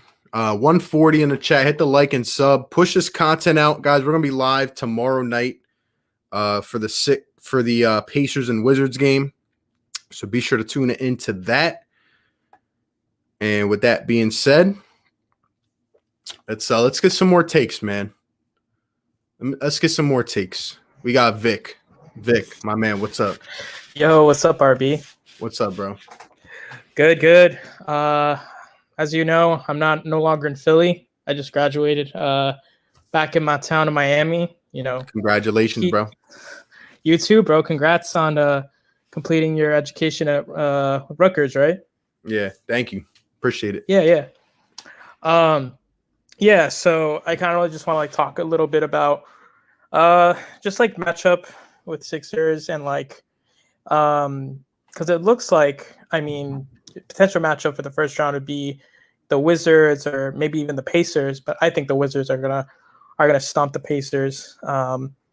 And also just looking at future matchups potentially in the second round, between the Hawks or perhaps the Knicks. Now we've talked about in the past about matchups. How the Heat last time they played the Sixers, how they've exploited their half court, really shallow half court offense, and honestly, Philly's lack of a true point guard, as well as just exploiting the double team on Embiid and forcing him to be a passer, and just creating turnovers that way. What are some things that you think the Sixers should do to remedy those kind of matchups, or prevent, minimize those things from happening? Do you think any teams like the Bucks or the Hawks or the Knicks could exploit something like that, or what are your thoughts on that? I do think it could be exploited, but I think it's different with the Sixers because we play, like my guy Tom said yesterday, from the inside out. It all starts with Joel. Then you have Tobias coming off the pick and roll. He's going to have to create his shots. We got to see what version we get from Ben. If he's going to be the aggressive Ben, dunker spot, cutting to the basket, and our shooters are going to have to hit shots. I do think a lack of a point guard is going to hurt in late game situations, fourth quarter, crunch time. But that's where the difference in style is going to be. That's where Joel, I guess, is going to have to get his buckets, or Tobias. But it's really one of them things where I don't know until I see it, you know? Yeah, totally. And like, I don't think the Wizards got their defense is pretty subpar. I don't think, Philly's going to have many trouble with them. May go like 5 games. Maybe Russell and Beal will combine for like 60 points or something crazy like that, maybe 50. And they'll probably get a game out of you guys, but I think you guys will sweep the floor with Washington. Yeah. I think the Knicks, though. I think we get to the conference finals easy, in my opinion. But yeah, man, and the conference finals, I'm hoping it will be the Heat Sixers. There you go. He is a Heat fan for the record. He is a Heat fan for the record. Come on, let it out. Let us know. Yeah. You guys are the Bucks round 1? I think so. I think we live rent-free in Giannis's head and Milwaukee's head. I think it's going to be a bit more challenge. I think it's going to be Heat in 6 instead of 5 because they finally have a competent point guard now. Drew Holiday. Right. But no, I think Jimmy's going to go to town on Giannis. Wow. Bam is just going to get in Giannis's head. Yeah, I don't think it's going to be an easy series. I'm not going to discredit Milwaukee. I think also, we finally have a competent big man. I think if Spo puts Dwayne Dedman and Bam on the floor, it will very much neutralize. Having Milwaukee put Brook Lopez and Giannis on the floor, I think it'll be a tough series, but I think we can pull through. There you go. Hey, I love it, man. Hey, look, if we see Miami, it's going to be a heck of a series. If we end up seeing them in the conference finals, I don't know if that's attainable, but I'm never going to count out Jimmy, so we'll see what happens. But before we get you out here, let me know, who do you think is coming out of the East? Man, that's tough. I mean, because the Heat, man, like we have a tough road ahead of us. I mean, you're looking very first tough. Round already. The Bucks, second round, we most likely, I'd say 90% certain, like we're gonna face the Nets. Then we'd probably have to face you guys, the Sixers. I'm telling you, this is why it was so key on getting the 1 seed. Like we have to go, and I think people keep neglecting that. Like we might literally go up against the Wizards, the Knicks, and then a team like you said that's gone through hard series already. So yeah, so like I think if the Heat, neutralize the Nets, shut down, find a way to shut down the offense. And just create that bad boy like Pistons defense and just shut down Harden and all the other team in the Nets. I think we have a good chance against the Sixers, and I think in that way we'll come out of the East. But if we see like a 7-game slugfest between the Nets, I think just being realistic, just we'll be pretty much depleted that we won't be able to maybe pull out a 6-game series out of the Sixers, and we might come out of the Eastern Conference Final. It all just depends. Like, I think honestly, like our bench, will Dragic come back and will we get bubble Dragic again? Dropping 20. I think he averaged like 22 points a game last in the bubble. Will we get bubble hero back? Dropping buckets. I don't know. It's going to be interesting, man. It's going to be hard. But look. Who do you think has the best chance of coming out of the East based off of everything that, all the factors? Right. Yeah. Anyways, man, the West, I mean, the other question you asked the guy, like who do you think coming out of the West? I don't know if you asked that, but I guess I'll give my prediction. I think the Suns have a really good chance, man. I think, CP3 is finally going to have his, chance at a chip. And, my prediction actually for finals, my finals prediction beginning of the season was actually Suns Heat, and I think that would be a hell of a series. Wow. Pretty similar teams. So, but that, like I said, my second team to come out of the East, if it's not the Heat, would definitely be the Sixers. Now, is that a biased opinion or unbiased? That's a good. I mean, man, like I think if Oladipo came back, if we had Oladipo healthy, for sure, 100% lock. I would be like 100% confident in my Heat, but I just gotta pull for the Heat, man. It is biased. That's why I say like. I respect it. There you go. We'll see, man. But good insight, man. And you know, if we meet, it's going to be a good series, no doubt about it. For sure, bro. All right, bro. Appreciate you coming in here. Yeah. Take care, RB. Peace. All right, let's get Sam in here. What's going on, Sam? Not much. What's up? What up? How you feeling about these playoffs, man? Come on, give me some takes. I'm Sixers feeling good fan or about no? Sixers fan or no? No. All right, what but, team do you like? I'm more a Warriors fan, bro. A Warriors fan. Wow. Yeah. So do you think you guys are winning tonight? Yes, I do. I'm not a fan of the Lakers at all. So Okay. Well, just because I think they have a lot of power on that team, but I mean I'm really a Bulls fan. But whoa. So you're a Warriors fan and then you're a Bulls fan. What's next? Yeah. The Lakers? Yeah. And yeah, I mean, you never Wait, so know. which one do you like? The Bulls or the Warriors? I mean, depending on which one though. I like the Warriors more. Though, I do. Getting a little bit scary for me. You know what I mean? Like, yeah. So you're just kind of like bandwagoning, like whichever one's in the playoffs. Like, what if the Bulls made the playoffs? Would you be rooting for the Bulls? I'm from Chicago, so I'm more a Bulls fan, but I'm a Steph Curry fan too. So. Okay. So how do you feel about the Sixers? I think it's all going to come down to about Embiid. I mean, I think Embiid's a baller. I think the Sixers have good players on their team, and it's gonna be whoever can contain Embiid. So. Do you think anybody can contain them, or do you think the Sixers go all the way? I mean, I think with Giannis, I think you gotta consider the Nets and the Nets can stop Embiid? No, but I mean, like they have. I mean, you never know, like about Kyrie and like could this be Kyrie's final run at it? You know, 'cause he's only getting older.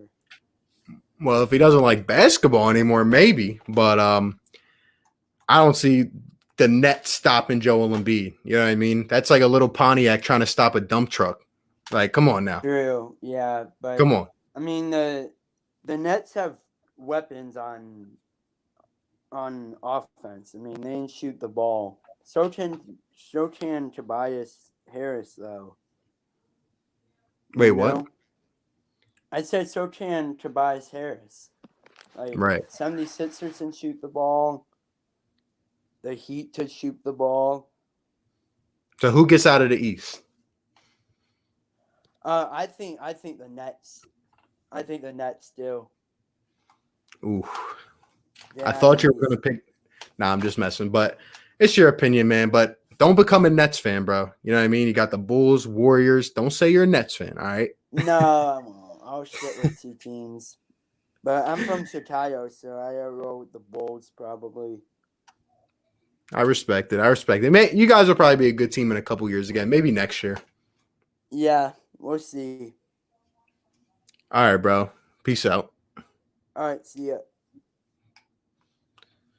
Oof. I was like, what? Said Bulls, Warriors, said Kyrie's going to stop Joel.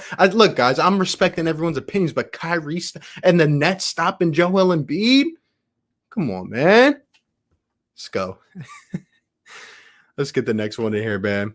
I love this, man. BLSG, what's good? What's good, man? And I got a little intro for everyone in this chat right now. You said there was no air horn. Think again, baby. Yes, sir. That's for the Sixers winning that Eastern Conference over the Brooklyn Nets. And for those new channel members right there, And we're going to do that one more time for Adrian Roberson donating one of, if not the highest donation in this chat as of now. Let's go hit that one more time, man, because we don't care. Yes, sir. That's what I'm talking about, baby. Let's go. I love it, man. I like to get hyped, man. I like to get hyped. I love it, man. I'm ready to rock. Shout out to my man BLSG. Shout out to him. In honor of you, man. 1 second. Guess which one I'm wearing for? Guess the shirt. Guess it. Hold up. 1 second. 1 second. I see people asking how we call in. Guys, the link is literally pinned in the chat. Hit the link. Come in. Give me your takes. But go ahead, BLSG. Arby, guess the shirt I'm wearing. In honor of you. Guess what it. Shirt? The duo shirt? You know it, baby. Right there. Yes, put that up. 4K. Put it up to the camera, baby. That's what I'm talking about, baby. If you guys don't know, BLSG won the giveaway, the 5K giveaway. He got the dynamic duo tee. I'm telling you, that tee is fire, man.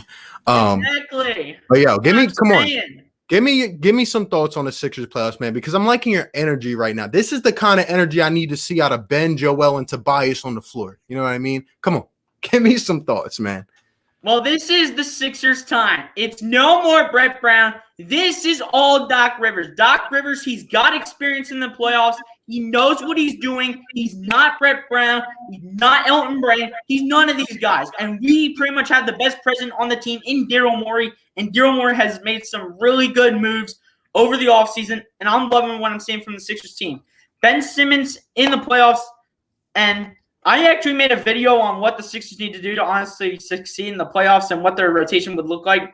Ben Simmons, he has got to be aggressive on defense and score the points. Mm-hmm. I mean, Joel Embiid cannot just be the only shooter scoring points and carrying the team. If we're going to have a second scorer, it's going to have to be Tobias Harris. Tobias Harris is literally the man, the GOAT, and the guy who will knock down. Danny Green and Seth Curry have both been up there. They have both been there, and they've been knocking down threes, but Tobias Harris is everyone on the floor. Tobias will have good nights and bad nights, but it's mainly good nights from Tobias Harris. And Joel Embiid, he needs to try to play the best basketball that he can. And I want the chat right now to name one NBA player that will stop Joel Embiid on defense. I'll wait. None of them. Come on, keep laying on me, man. Nothing. Let's go. Nothing. Come on, let us know. Nothing. And the bench really needs to contain. Matisse Thybulle has got to really play the best defense that he has ever played in his life. Tyrese Maxey, he's got to be consistent when it comes to him running up with the ball, dribbling with it, and getting to the basket because that is what he does best. George Hill, he can run up, shoot the ball from three. He can also do it all, but he's had a shorter career than all these other guys such as Ben, Joel, Tobias, etc. And then you got Dwight Howard. Obviously, Joel Embiid is not going to play all 48 minutes, so you need a backup center. And at the end of the day, you just cannot trust Mike Scott. If I see Mike Scott in the playoffs, I'm burning this house down. I'm burning it down. I love it. Hey. About Kwity Paye.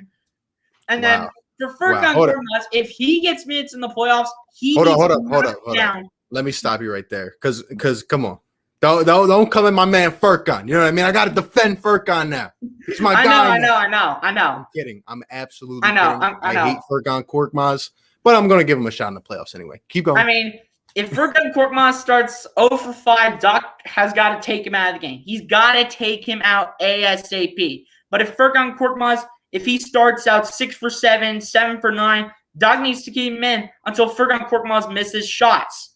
I mean, maybe you test him in one of these games that don't really matter to see if you want to play him going forward in the playoffs. So that's it for my pretty much before we get you out of here, rotation. I love all the points, man. We got a bunch of people trying to call in. Give us the outcome. You know what I mean? How far does this Sixers team get? And, say we don't get all the way. Do you think it's going to be a success or a failure? Let me know. Well, I can see the Sixers getting to the finals. And in my opinion, the Sixers have an easier stretch right now than the Brooklyn Nets do. Because Brooklyn, they already got to go through Boston. that's going to be an easy dub. Mhm. And depending on who the Sixers play between the Wizards and the Pacers, if the Sixers are just going to annihilate. Doc Rivers has so much experience that he will annihilate on the floor with Ben, Joel, Tobias, Seth, Danny, and this whole bench. And so they will easily get through the first round. Second round is going to be Hawks, Knicks, between one of those two teams to depend on who will play the Sixers. And at the end of the day, you got possibly, and I repeat, possibly, Brooklyn playing Milwaukee possibly in the second round. And the question is for them, can they stop Giannis? Because Giannis is that big scorer that can easily drop a 50 bomb or a 40 bomb on you. And that's what's really going to test the Nets. And then for the Sixers, they're obviously going to get to the Eastern Conference Finals from there. And they're either playing Brooklyn or Milwaukee, depending how that game goes and how that series goes, which will probably be a 6 or 7 game series. At the end of the day, I can honestly see a Sixers versus Nets final, but the Sixers will win in 7 games, head to the NBA Finals, and I don't think the Jazz are going to be healthy enough. The Suns, maybe they can possibly get there. Lakers, I'm not sure if they're going to be ready because they have to play in that play-in tournament, which they already did, I think. Wait, no, they got the Warriors tonight. Yep. So they're really going to get tested by Steph Curry, to see if they can defend him no matter what the cost is. All right. So Sixers to the finals. I like it. Yo, keep up that energy. We're going to need it throughout the entire playoff run. This is the energy I wanted for this stream just for you, RB. Yep. Yes, sir, baby. Appreciate you for calling in, my man. And everybody keep up that energy. It's time to make history. Once and for all. Baby. It's time. It's time. All right, bro. Peace. No Brett Brown. Doc Rivers all day. Sixers Nation. Let me hear you. Yes, sir, baby. I need all this energy going forward, man. That is how you call into the show. You know what I mean? You don't come in here, well, I'm a Bulls. I'm a War. No. That is what I need right there, man. That's what I love to hear, bro. Let's get Philly Fines in here. What's going on, bro? What's going on, my man? What's up, my man? Let's talk some Sixers, Jeff. Hold up. Before we talk sick, I want to hear your takes, but that is a sick background right there. Like that? I'm seeing a lot in the background right there. I'm liking it. I'm big into selling jerseys, so I got them all up there. But let's talk some Sixers. What's going on, man? Let me hear it, man. How you feeling? Come on. I don't know. I'm pretty confident. Obviously we need the bench to step up. That's huge. Like nobody's talked about the bench, bro. Everybody's talking about. I'm like, come on, the bench is important, man. Like hold up. Let me not cut you off anymore, but please tell me, like, us Sixers fans tend to overrate the bench sometimes, right? Like Shake Milton, Furkan, Cork. Come on, man. I know. Yeah. Let me hear it. But I mean, listen, like, if the bench steps up, it's over. It's over because you got that starting lineup, and like everyone's been saying, no one's stopping Embiid, dude. No one's stopping Embiid. Nobody. No one's stopping him, and I don't know. I'm feeling great. What about Tobias though? Do you think 20 is enough as a second option? I think so. I think it could be enough. I mean, he's got to have some big games, You got to have a big game to be a star, but it's there, man. I don't know. I think championship or bust. I like that. I like that mentality. Now, what if we get to the Eastern Conference Finals and we lose? You're doing the same thing we did. We're doing the same thing we did in 2018. We didn't. If we get to the actual NBA Finals and lose, we're a step up from where we were 2 years ago, and we'll go from there. But I mean, I don't think you can afford to lose in the Eastern Conference Finals. I just don't think you can. Look, I'm feeling the same way. Like if you told me at the beginning of the year that we get to the Eastern Conference Finals, okay, that's fine. But right now, with how the season is going, like I'm seeing an opportunity right here. Like this is the literal path. That is so much easier than the other ones for other teams to get to the final. Yeah, we definitely have, and you know how we are at home. I mean, we're No one's stopping us at home. So Yeah. I don't know. I think it's all laid out there for us, RB. So you're confident. So do you think we do it? Do you think we get all the way? It's all right to be objective, guys.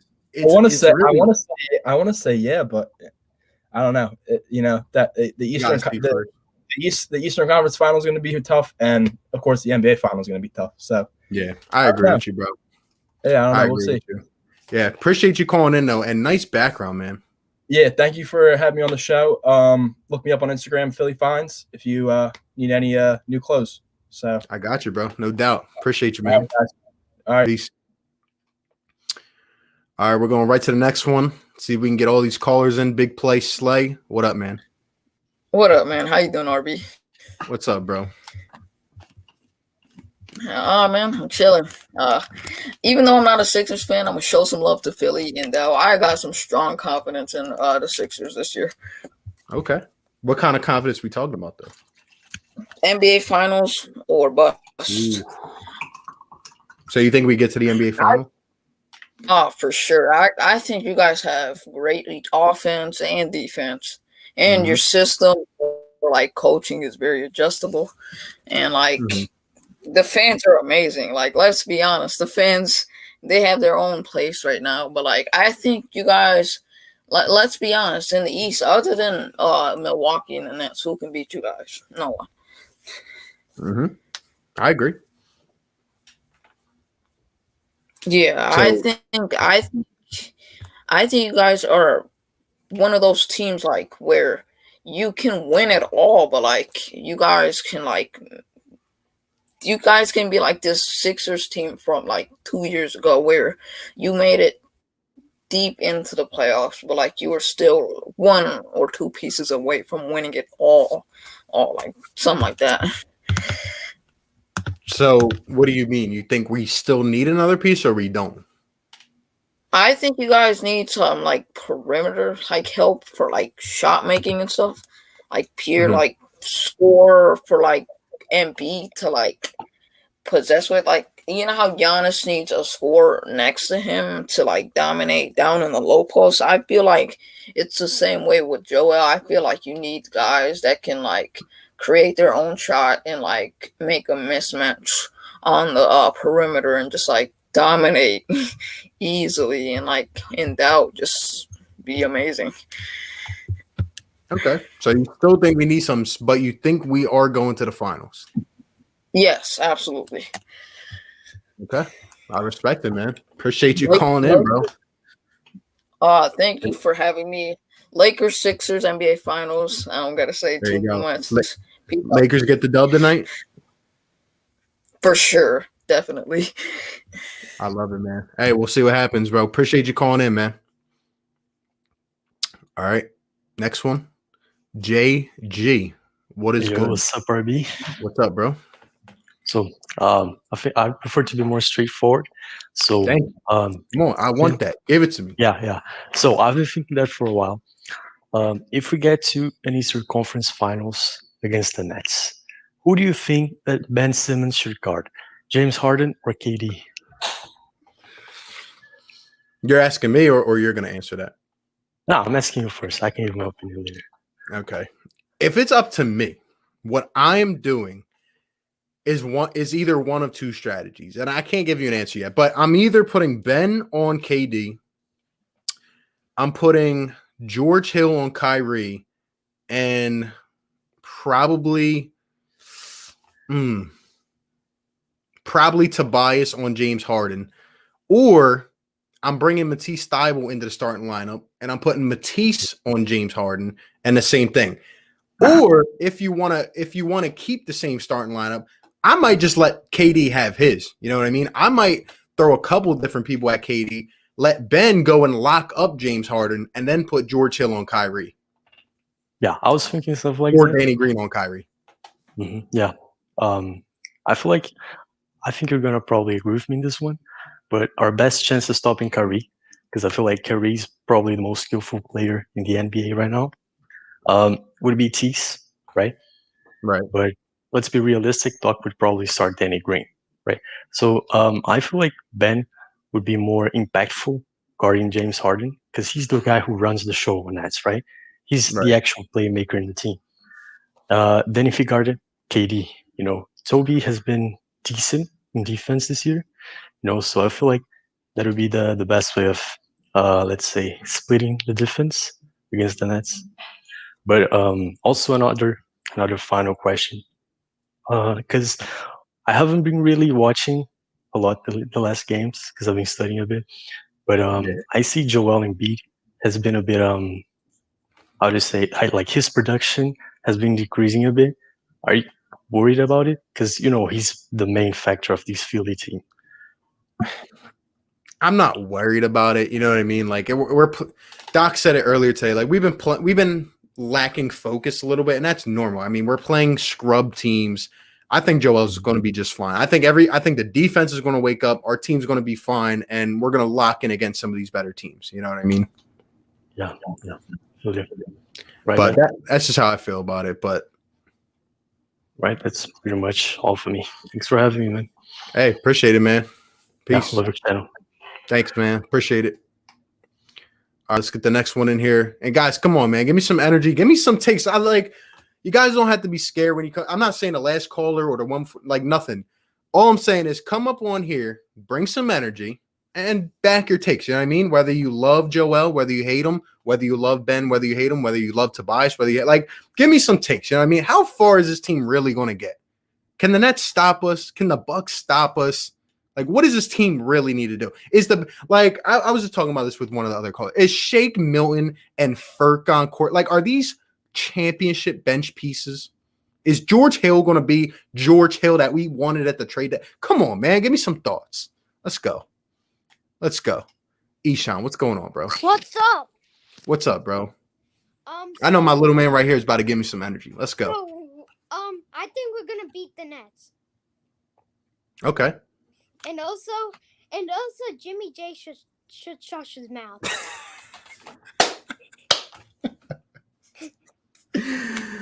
Oh man, that is great. You hear that, Jimmy J? I know Jimmy J is probably in here lurking too. Yeah. I'm not even looking at the chat, but that's hilarious. Look at my Philly jersey. What'd you say? Look at my Philly jersey. I'm liking it. Ooh. I'm trying to get one of those Dwight Howard jerseys though, Yeah, I heard about the Dwight Howard free Frosties. Oh yeah, he loves them Frosties. I'm trying to get a free Frosty too, you know what I mean? But why do you think we're gonna beat the Nets? Tell me why. Because I think that Joel Embiid is gonna destroy Durant. He's gonna destroy him, like absolutely put him to shame. 50 on his head.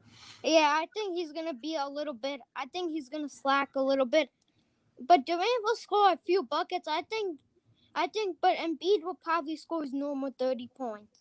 Yeah, and B's going to go off against the Nets. I'm with you though, bro. I think the Sixers can beat anybody in the East. What do you say to that? I think the 76ers could, and I know they could beat everybody. They don't need to be like that. Mm-hmm. They could just be a good team. Yeah, I agree, bro. Yeah, and that Black Brown was a good coach, but he was just his defense. Oof. I don't know if I agree there. I mean, Brett Brown was a nice guy.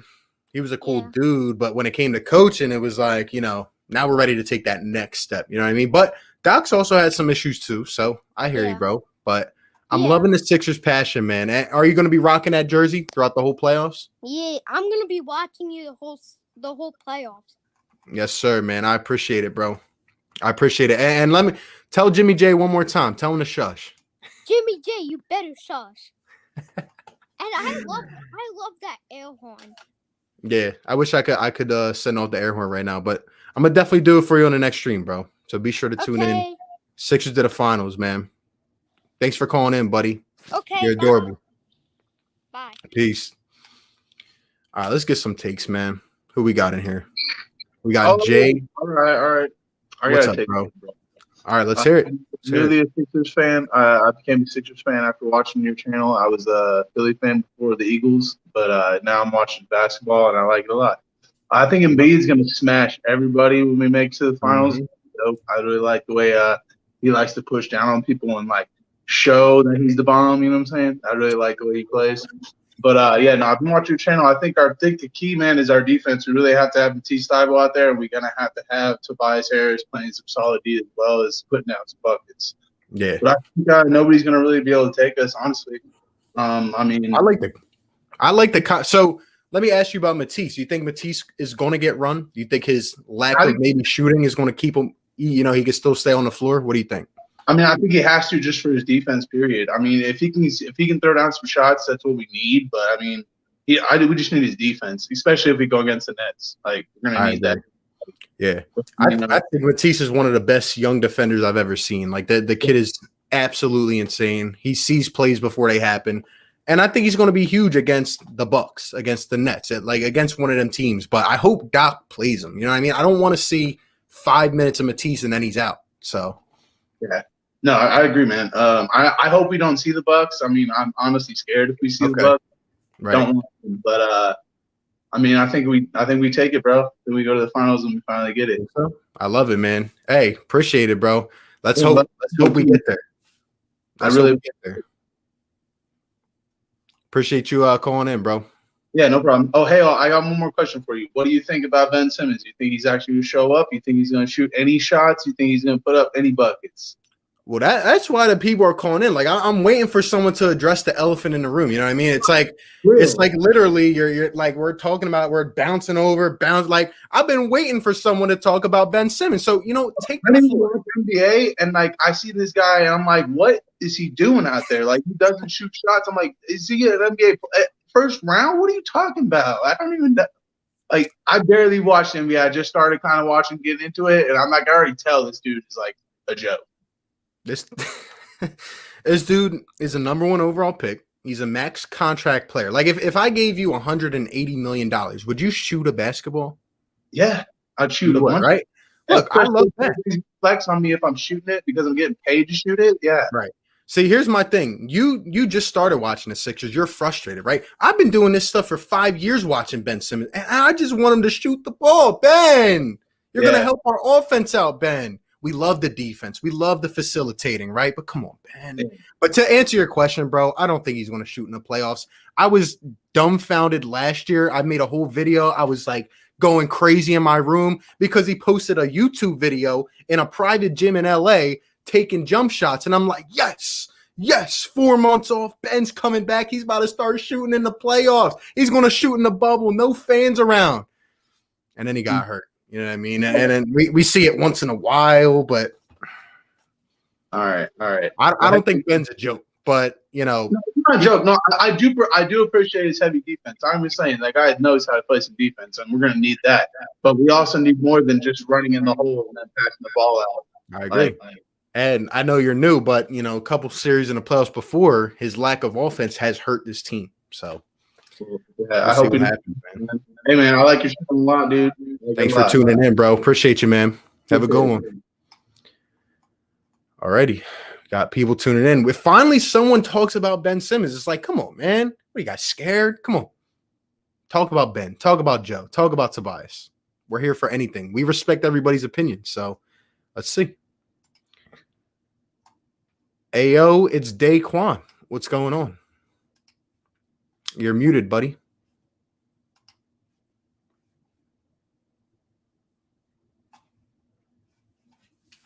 I think this man probably left or something. He probably heard me getting hyped. Probably said, I'm out of here.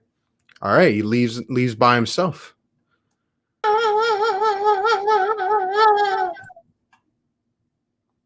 So that's how you're going to start this call. Have a good one, buddy. Like, come on, bro. Let's get this dude in here. Philly fan. This guy knows what he's talking about. What? Come on, man. Hold on. What was that? I have no clue who that was, bro. Okay. But look, okay, so I don't even need to talk about the first 2 rounds because thank you. It's what Wizards. It's going to be Wizards. That's my prediction, and it's going to be the Knicks, and maybe the Knicks take us like 5-6 games at the most. I don't even think it's that much. Like, I think the first 2 rounds are easy. I am confident because I think out of all the contending teams, we have probably the best chance, not the best chance, but the easiest path just through our conference and then to the finals. But yeah, I'll start talking about Embiid and Tobias. I think they're going to be. I'm just confident in them because they've been pretty much consistent all season.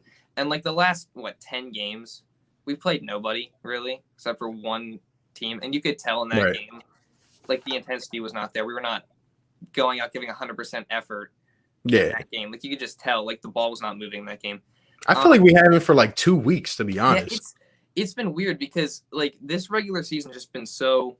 It's been annoying because we haven't really gotten to see them play like any teams that are like actually contenders with everyone healthy. And like whenever we do play a team, it seems like someone's always out. I feel like there's like 2 games, Jazz and Lakers, that I can remember. And we won both. So I mean that was great. I mean, those were probably 2 of my favorite games to watch the whole season. But I mean, I trust Joel and I trust Tobias. I do because look, Tobias Harris he's had playoff struggles in the past, but I think this season with Doc Rivers, he's just been a lot. He's been more consistent. I just trust him. I don't know why. I just do. I'll talk about Ben Simmons right now because.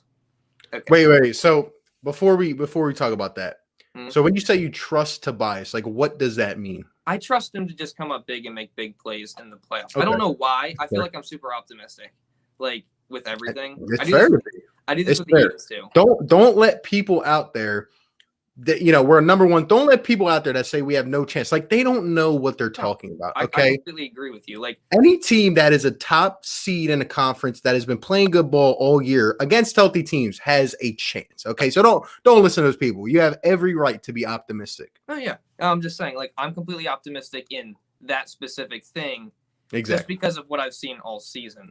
Like not just because like some people out there say we don't have a chance.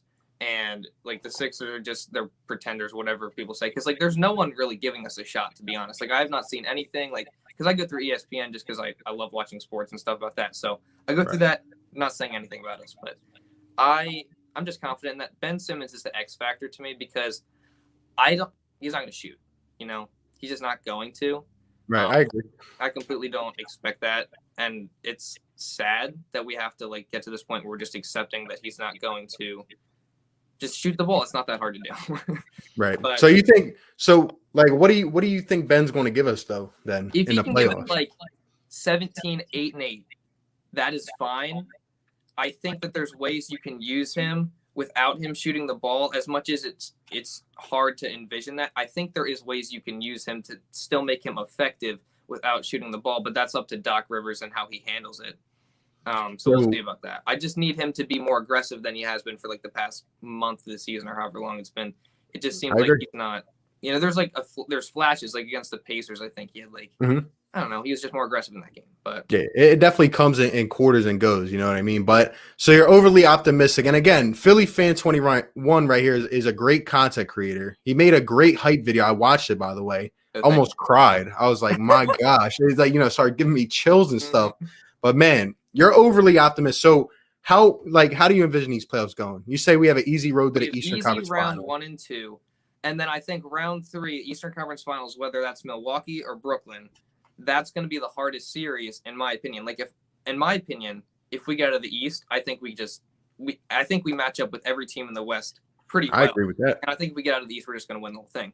To me, it's just getting out of that Eastern Conference. If we get Brooklyn, I want to say continuity, sorry. That matters because you can tell like 2 years ago with us, we had just, pulled together assets in that season, Jimmy Butler, Tobias Harris, and that played a little bit of a role, I feel, in how we played that season in the playoffs. It just seemed like that. And then last year you saw a lot with the Clippers. They didn't play very much together, and then they choked through and lead in the bubble. That was Doc Rivers, but I don't see it as Doc Rivers' fault, but that's like a whole different thing. That's a fair point. Yeah, Brooklyn, if we get Brooklyn, like they've played what? The Big Three's played 7? Is it 7 games or is it 8? I don't know. They haven't played it. Yeah, they played 8 games together. 8. Yeah, they just really haven't played it all together. So I don't trust the Brooklyn Nets to just come in there and just out talent everybody and walk their way through the NBA Finals. I just don't see that happening. It's a fair point. I like it. So I mean, you're giving us a chance to go all the way, right? And I agree with you. I think if we get to the show, we beat the Lakers, we beat the Jazz on the biggest stage. We have as good a chance as anybody in my eyes. But it's going to be if we get in our own way. You know what I mean? But Definitely. Like, there's things that could go wrong. Like, if the others have to step up, like Danny Green, Seth Curry, they have to hit their shots. And then the bench has to step up too, which I haven't even talked about that yet. Like, Shake Milton is getting a lot of hate right now. And I'm not like, I don't love Shake Milton. And I criticize him like this past, there's like a few games, or not just few, he's been inconsistent the whole season. But I will say he's our leading scorer off the bench still. And I feel like he's getting, like, he makes some stupid decisions, throws the ball away. Sometimes he doesn't look like he knows what he's doing at all. But there are also times when he comes on and he plays really, really well. So I'm curious to see how – I think he's going to get playoff minutes just because I think Doc likes him a lot. So I'm curious to see how he handles that. Because if he comes out and he's just balling out, then I think, I don't see why we couldn't just keep playing him. Like, if he's playing really well, which I actually expect him to play decently well, because he's just a solid player offensively, in my opinion. A lot of people, I know you're not like too high on him right now, but in my opinion, I think he's a good player. So I think he can come up big, not big, but like, I just think he can make plays when we need him to make plays. yeah, I mean, look, I'm not high on Shake right now. Overall, I like Shake. I think he's a young developmental player, but he's got to be consistent. You know what I mean? He can't be turning the ball over in big situations. He can't go up off 1 foot when, Tyrese Maxey wouldn't do that. George Hill wouldn't do that. So he's a little bit inconsistent for me, but I do think Doc's going to rock with him. Mm-hmm. And the rotations are going to be huge, bro. No doubt about it. Mm-hmm. But I think there's been times this season where he like starts to find his rhythm, and then he like tweaks his ankle or something, and then he's got to sit out, and then he's just like disrupts the whole thing. Yeah, I agree with you. Mm-hmm. But let me get your final take. We got a bunch of people trying to call in. Give me your thoughts. How far did this team go?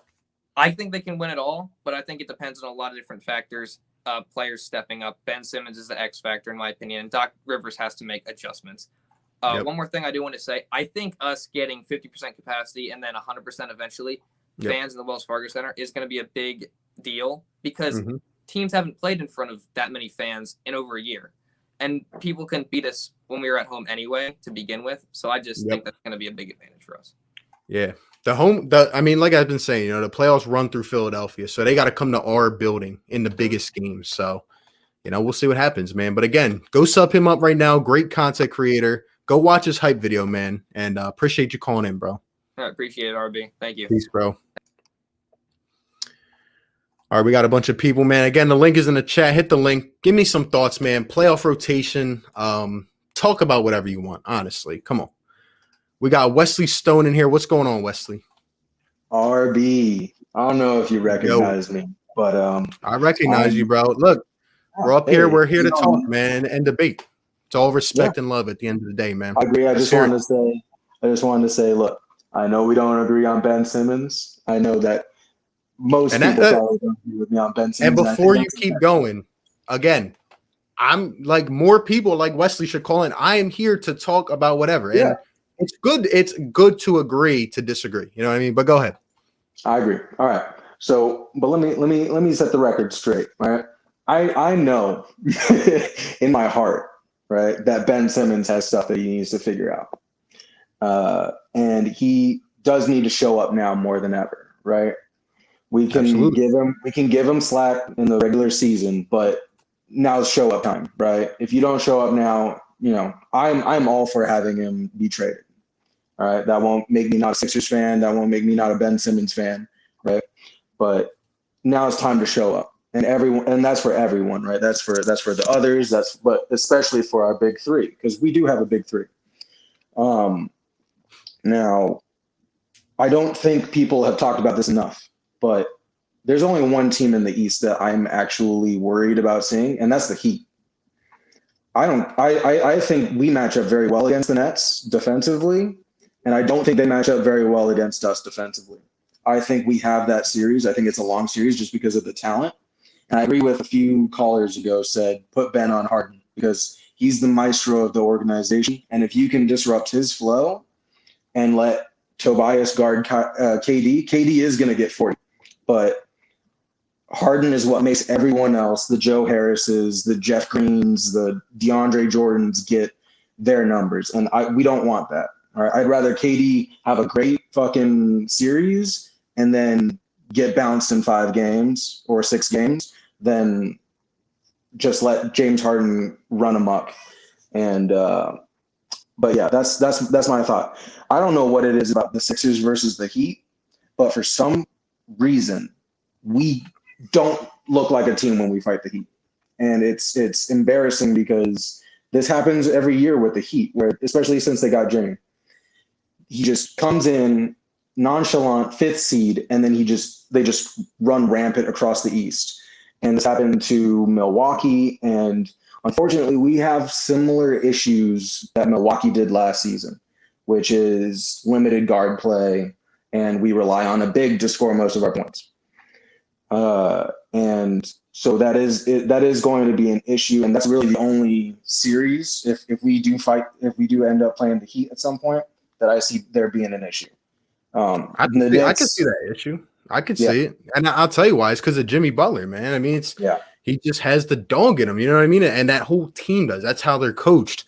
I'm not going to disagree with you about that. I think the Heat could pose a matchup for us. I just don't even see the Heat getting out of the first round in my eyes. I don't think they're going to get I would picked. really like the Milwaukee Bucks to take the Heat out. I think that would be a huge bullet, without our name on it, that we would be able to get out of.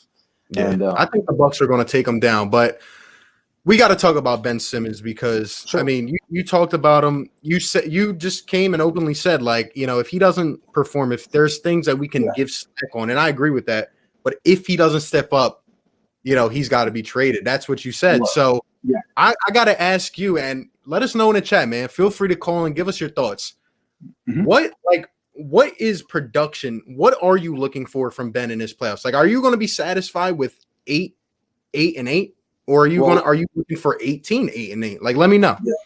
All right. So first off, I don't really use stats to determine impact. All right. And I've said that before. And I know that it's hard when you see a stat line of 8-8-8, right? Especially in a loss where you're just like, man, if the man had scored 14, maybe we win that game, right? But not only that, because he's so aggressive, he's getting more points, people have to help off, and he can dish it to more open shots. And maybe that stat line becomes 14 and, 11. But I understand your point about the 8 points. And then, the 8-8-8, the what is it, the triple single, like Charles Barkley says about Draymond Green all the time. Mm-hmm. No, but and that's a fair point. What I want to see and what I consider impact and showing up is winning games. I really don't care what his points and stats are, right? Because he's not going to get the assists that he generates for skip passes because he passes out and then they swing it around and get that corner 3, right? He doesn't get any stats for that, right? And there's plenty of times where we get those and we come away with Ben having, 5 assists when really he generated, maybe 10, 11 shots that game. And so I think there was a great game against the who was it? Where Ben got that buzzer beater tip in and he had like 6 points. I don't remember. He had 3 points in regulation against the team that was missing 4 starters. But go ahead. Yeah. So he got that tip in, right? And we won. It was the Spurs. It was the Spurs, right? Yeah, it was the Spurs. And look, he in a lot of ways, he won the game for us, right? Even though maybe because of his lack of production, we were in overtime to begin with, right? Which is what a lot of people would say. And I agree with you. I do think that if he had scored, 7 points, we win that game and then no one's bitching. But the tip-in says something to me where it's people will help off of him. And because Embiid draws all that attention, because Tobias draws all that attention, Ben is allowed to get in there and do things like tip-ins or putbacks or get an offensive board that leads to an open 3. So I understand everyone's concern with Ben Simmons. And if we see what we saw, 2 years ago, again this season, get him out of there. It doesn't work. Just move on. And I get it. The problem is I don't think he's going to have the lack of impact as far as you see the lack of production, right? Because when you see 10 and 5, you're like, oh my God, he didn't have any impact. When in reality, he had a higher impact than that stat line leads you to believe. All right, let me jump in here because, like, I agree with most of what you're saying, but here's my thing, bro. Like, again, if we win the chip, I don't care what the numbers are. Like, we win the chip. But that's my thing. Like, 2 playoff series in a row that Ben has played in, Boston and Toronto, the same thing happened. His lack of offense allowed it to be a 4-on-5 matchup, and it hurt us in the end. I'm not. Look, if he scores 8 points, and he's aggressive. Hold up. Look. Sorry. All I'm looking for, and I know Joel's going to get doubles and triples. That is, and if Tobias has a guy like Chris Middleton on him, this is where I'm looking for Ben to step up and take it to the hole. That is exactly what I'm looking for. Yeah. His aggression is going to open up more shots. So he might, get more assists because of that. He might open up more shots. But I'm just looking for him because the 2 weeks before the All-Star break, he was just getting to where he wanted to go. I can't have a first quarter where he drives downhill and then the next quarter he just doesn't take it in once. You know what I mean? Like, we can't have that in the playoffs. Sure, the shooters have to step up. Tobias has to get his. But I need, it's going to result in 15 out of Ben because Ben can't be stopped when he goes to the basket. Ben cannot be stopped, and he's got to keep drilling that in his head. We can't have these possessions, especially, in a fourth quarter of a playoff game where he's just not engaged on offense. Because like you said, you just can't leave him out there at that point. So however many points he gets, he's just got to be aggressive with the basketball. Like, that's my thing on it. Yeah, I totally agree. But on your point about, aggressive on offense, again, I think offense tends to be misconstrued as points, right? Scoring. And with Ben Simmons, yes, he can score. And I do agree with you that if he's got someone that's a small forward to a guard on him, the man should be driving to the hole every time, right? Because no one's leaving Tobias, no one's leaving Embiid. And if they do, he can find them.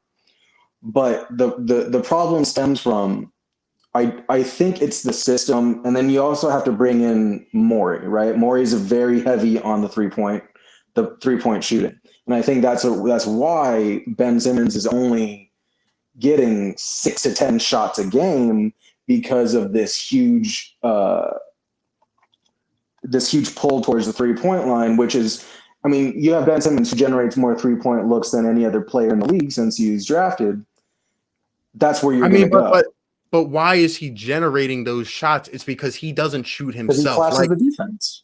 Because this, like, where we're at right now with Ben is we're hoping he's going to be aggressive. But why are we, focusing so much on the aggression? It's because he won't shoot himself. And I've just learned to come to grips with that. He's not going to shoot in these playoffs. We'll see if we can win without that, if he is just aggressive. But that's like kind of a different thing to me. Yeah, and I know that the patience with Ben's shot has left the building, right? No Philly fans are waiting for him to shoot anymore. No, and I agree with you. I'm not in that camp. I can understand. The only reason is because we've seen it. It is there, and that could potentially put us deep over the top. So. And we've seen it a few games ago where he was doing those pull-ups in the paint where it was like the little mid-range fadeaway. I loved those shots. I thought those looked great. I thought he had. They look beautiful. Yeah. He has it. I know he has it. I do think they're coming. I do think that it's not something that he had early, just because that wasn't what he was primed to do, right? But if he can develop just that little shot right there at that free throw line area, I think that's huge. That goes from 14 point per game to 20 points easy. And I think that is coming. I think that's Sam Cassell working with him. I think that's Doc Rivers just telling him, like, look, there's literally no way you can miss just from over here, and they're over there guarding you at the basket, because if you drive over there, they're not stopping you anyway. So I do think that is coming. The 3-point shot is, I think the corner three might be in the horizon, but we want him to start with the little mid-range fadeaway. I just don't see it coming in the playoffs. So at this point, his defense is going to help us tremendously. His facilitating.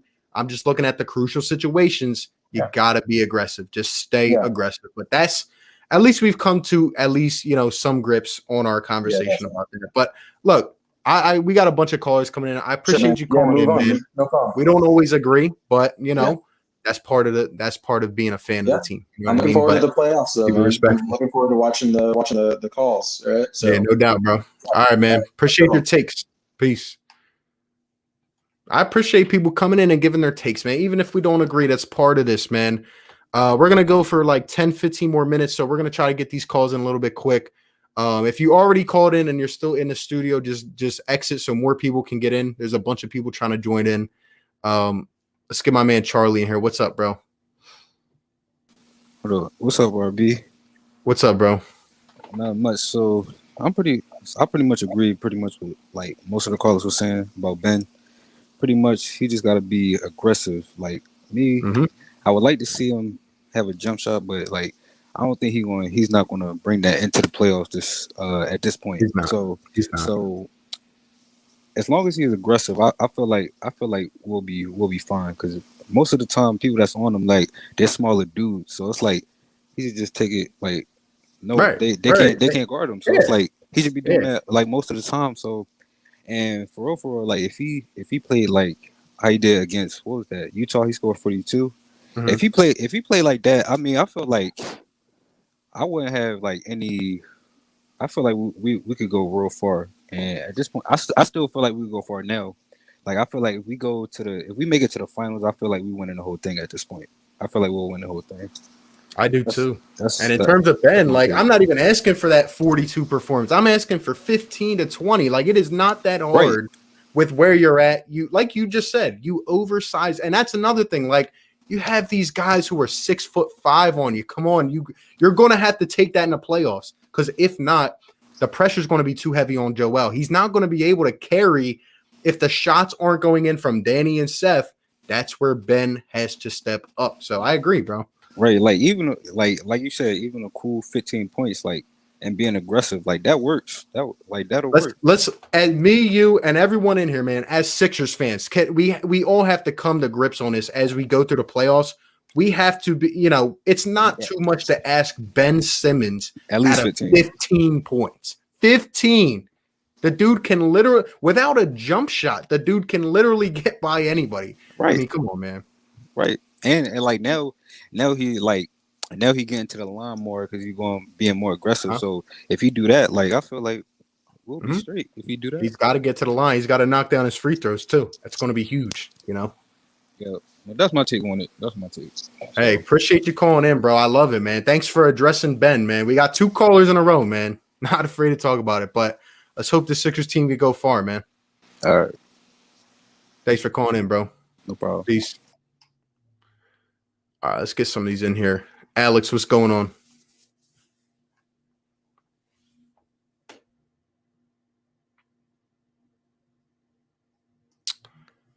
All right. Next, we got Adi. What's going on, man? What's good, RB? How's it going? What's up, bro? Not much, man. All right, so I'll be the third caller to talk about Ben Simmons. Let's do it. Come on. So save them for last. Here's the thing with Ben.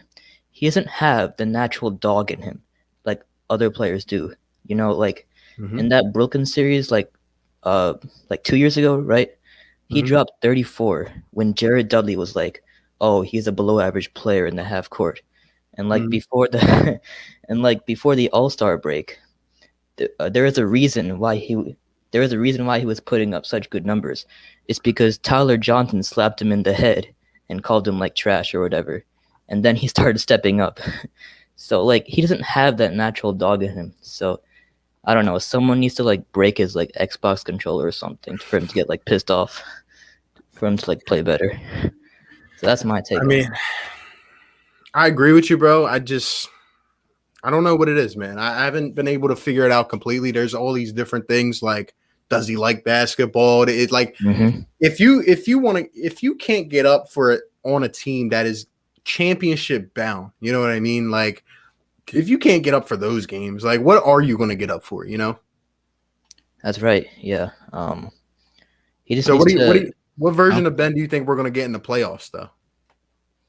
I think he's going to step it up. I think he'll step it up.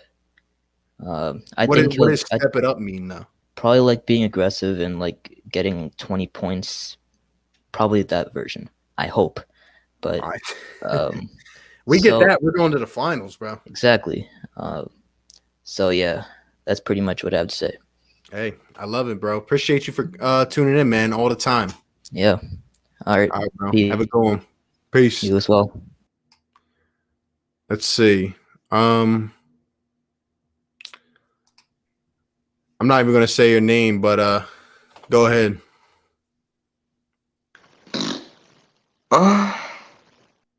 And you're out of here. Have a good one. And let's see, we got Fade 1 in the chat. What's good? All right. You have a good one as well. Max the Brett Brown hater. What's up, bro? Yo, what's up? What's up, bro?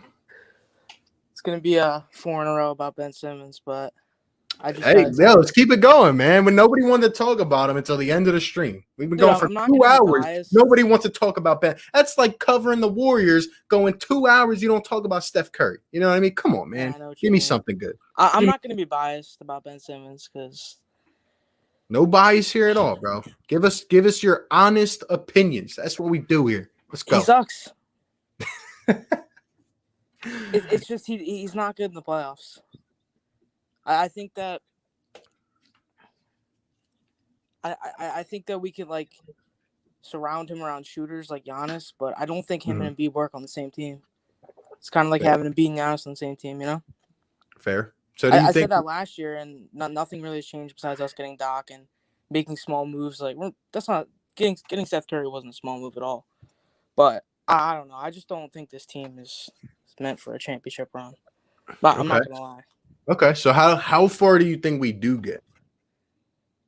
Conference finals or second round. I don't believe in this team. Okay. They always hurt. Last year was really rough for me because especially losing to Boston. I wanted to play Boston in the first round, but that's not going to happen this year. But so what? Like, I got 2 questions for you. Number one, like when you say Ben sucks, like what about him do you not like? And then number 2, like if we do get bounced early, like what do you think happens with the team?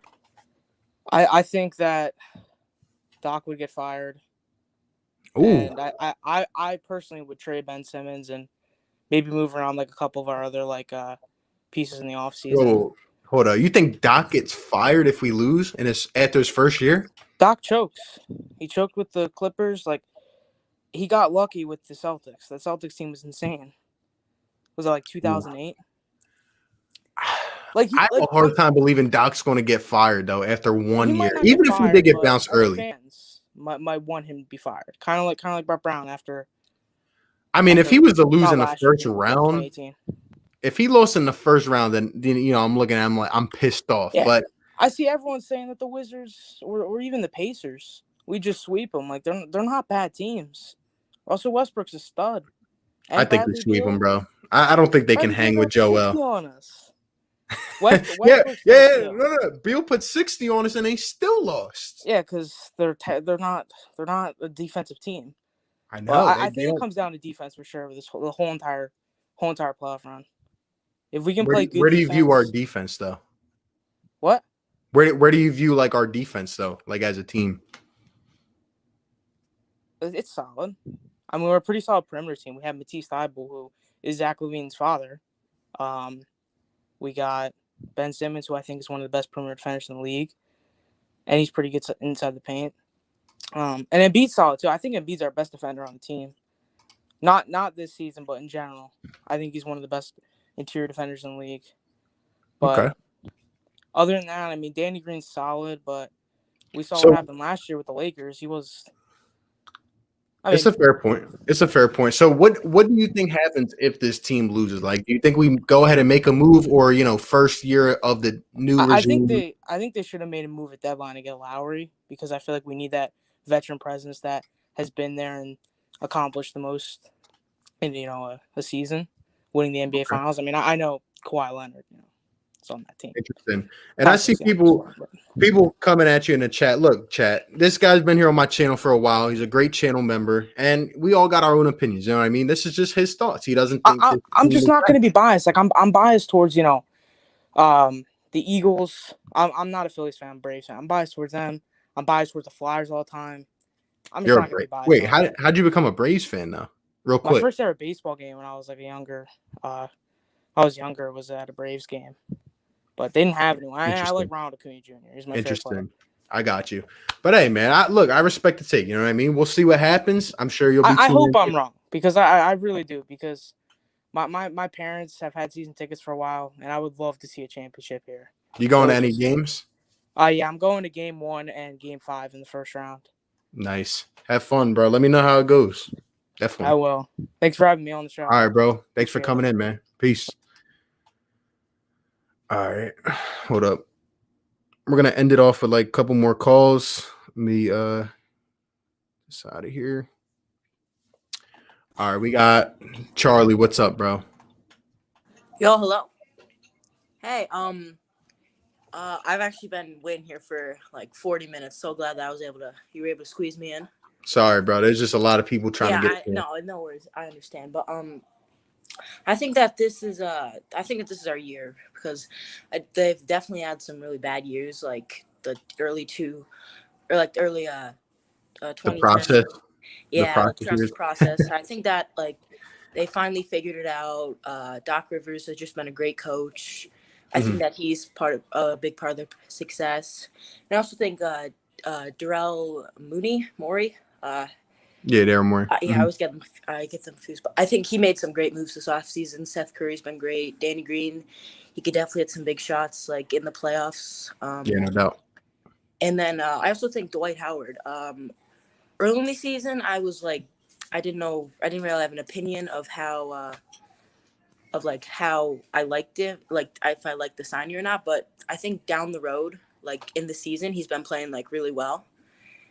Yeah, and then I just really hope one thing that Ben Simmons he needs to be more aggressive. He's been my favorite player ever since he came into the league. So me too, bro. Yeah, me too. I just hope he could figure it out. I think that he will step up this playoffs, though.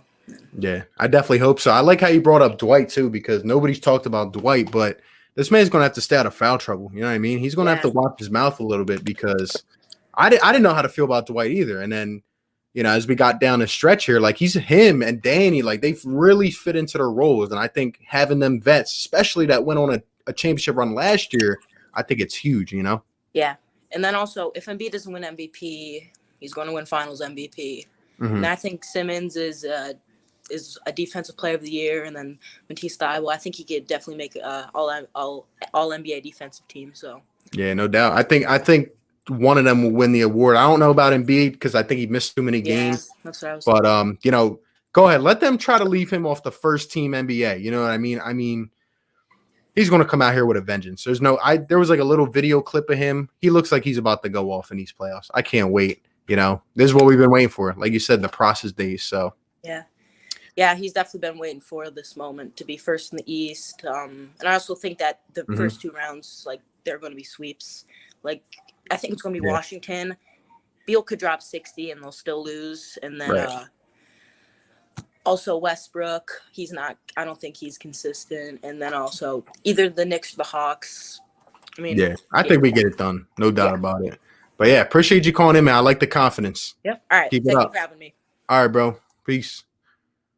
And we have a couple more. Melvin, what's going on? What's good, RB? What's up, bro? Bro, we gotta talk Simmons, man. This guy. Let's hear it. Lay it on me. Nah, Simmons, I feel like it's just the wrong team. Like right now he's very, very good role player. I'll say that much. You remind me of Draymond Green. That's not too bad. That's not a bad thing. I think it's the fact that he was, compared to LeBron, first overall pick, supposed to be this, talks like he talks. But like I don't know, man. I think Embiid's good enough to take us. I believe in Embiid. I think Tobias is going to do his part. Doc is going to do his part. Yeah. But if not, then it might be time to cut ties with him. Let me tell you, bro. If what you say stands, if Ben Simmons is Draymond Green, you know what I mean? We don't have enough. Yeah, definitely. We don't have enough because what did Draymond Green have? He had Steph and Clay, and then ended up having KD. Like, we don't have that. You know what I mean? That's why I keep asking people, is Tobias 20 to 22 points a game enough? as a second option? I don't know.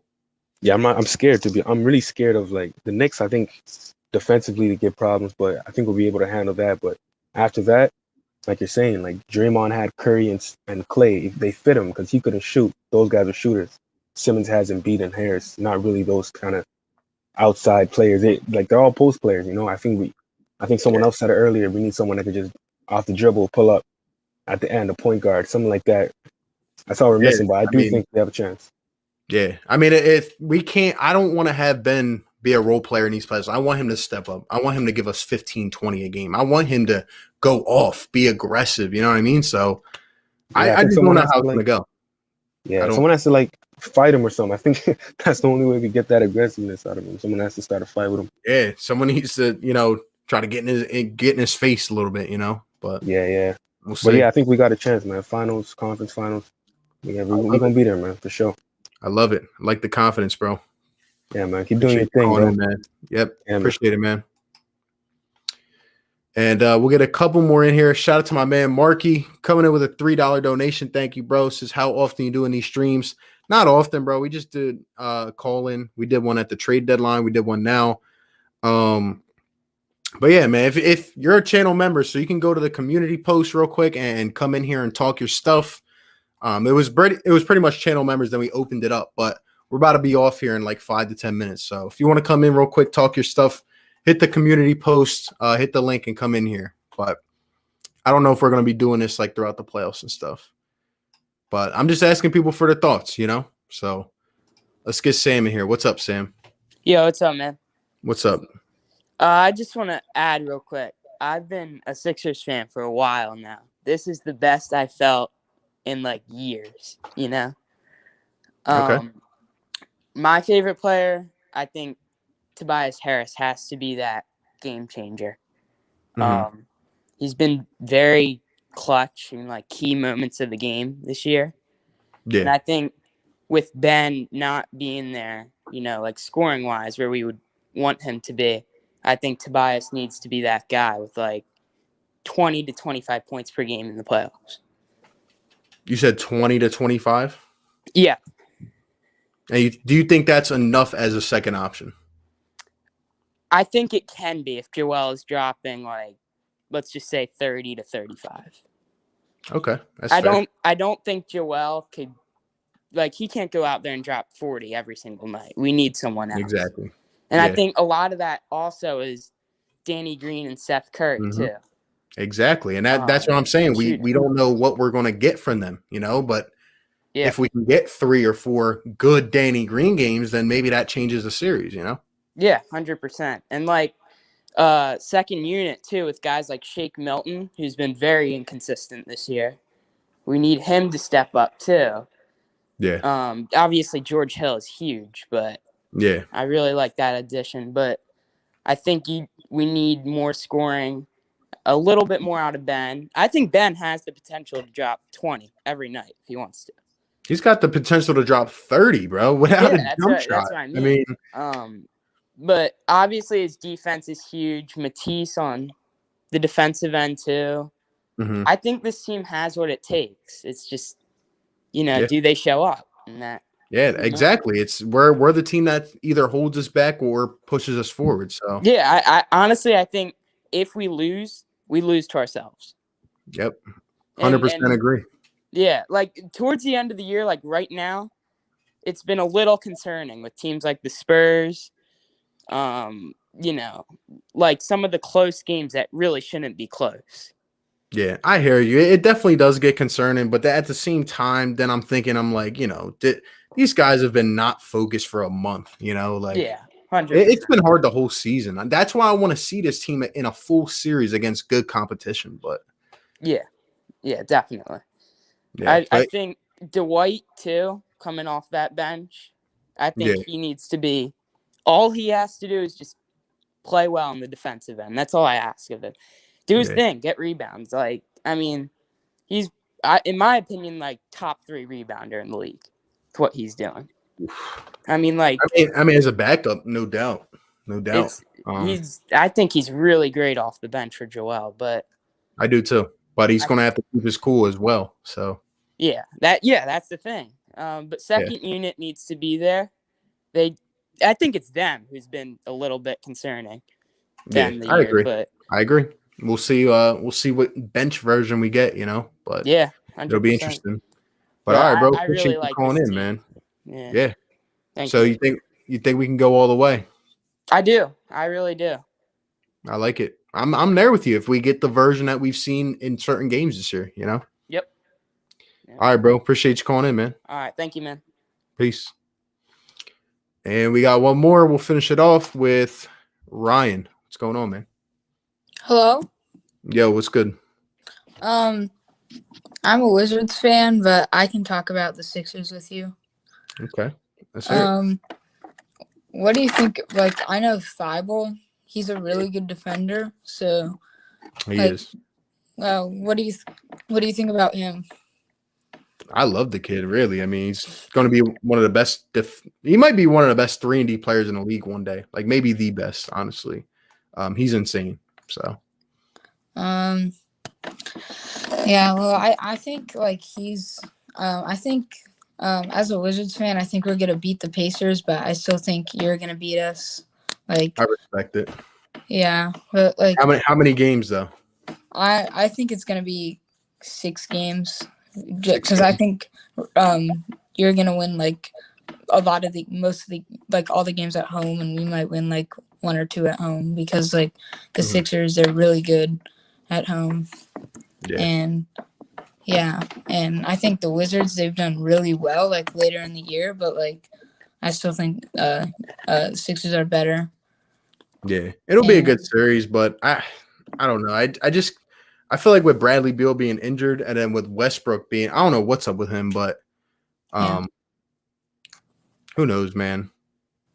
Like Beal, he hasn't been that like consistent in the last few games after being injured. Yeah, he's been shaken up. But what do you think about, like, who do you think's coming out of the East though? I think the Sixers are, because I think the Knicks are gonna beat the Hawks, and it's just gonna be Sixers Nets at the end, and the Sixers are gonna win that series in 7, and then I think they might play like maybe the Lakers, or maybe not the Lakers, maybe the Jazz in the NBA Finals. Yeah. Hey, I mean, it would be a good series, I feel like we got a good chance, but again, we got to see what version of the Sixers shows up. But shout out to you for being a Wizards fan, Yeah. Coming up in here, talking your stuff. You think you're going to beat the Pacers? I think, yeah. But I just don't think that the Wizards can get to the first round. Yeah. Hey, I appreciate it, man. Thanks for tuning in, bro. All right, bye. Thanks for having me. Peace. All right, so we got one more in here. Fade 1 back in here. What's up, bro? What's up, RB? Yo, what's good, man? End this off good. Sixers fan? All right. No. I kind of, support James Harden, so I'm kind of right here, change the spectrum of saying, how could you actually beat the Nets in a matchup? Well, I'll give you a little quick history lesson. There's this dude named Joel Embiid. He's a physical specimen that you have no one on your team that has a chance to guard him. Like, you could think about guarding him, you could plan to guard him, but you just can't guard him. You know what I mean? That's how I understand. I understand that he's gonna, but who's gonna guard the big 3?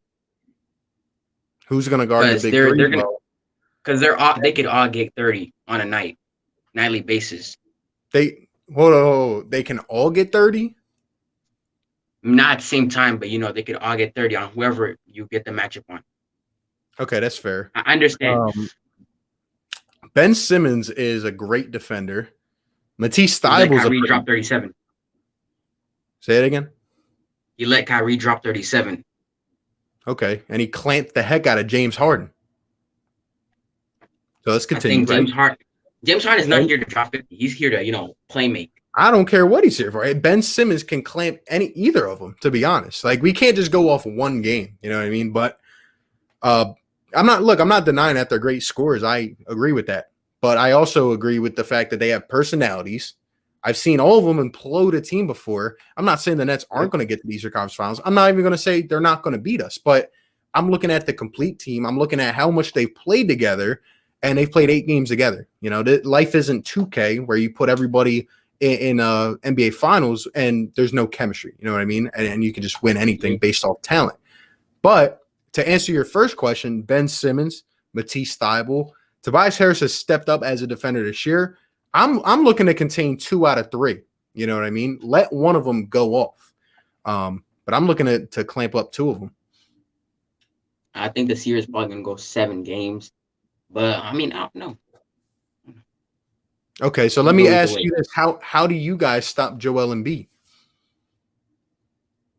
We're not going to stop him. I'm going to be honest right there. We're not stopping him. Probably the most dominant player in the NBA right now from this season. But we'll probably throw some doubles at him. Who knows what Steve Nash is going to do. He has no experience. So, yeah. I respect it.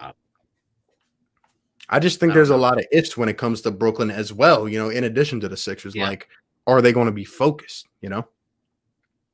Yeah, I totally agree with that. But, yeah, I think it would be a good series, no doubt about it. But you guys got to worry about the Bucks before you even get to us, so. Well, we can beat the Bucks. Maybe. You know, the Bucks they're playing good basketball right now. So. Yep, it'd be a tough series, too. Yeah, we'll see. But at least you're a respectable James Harden fan, you know.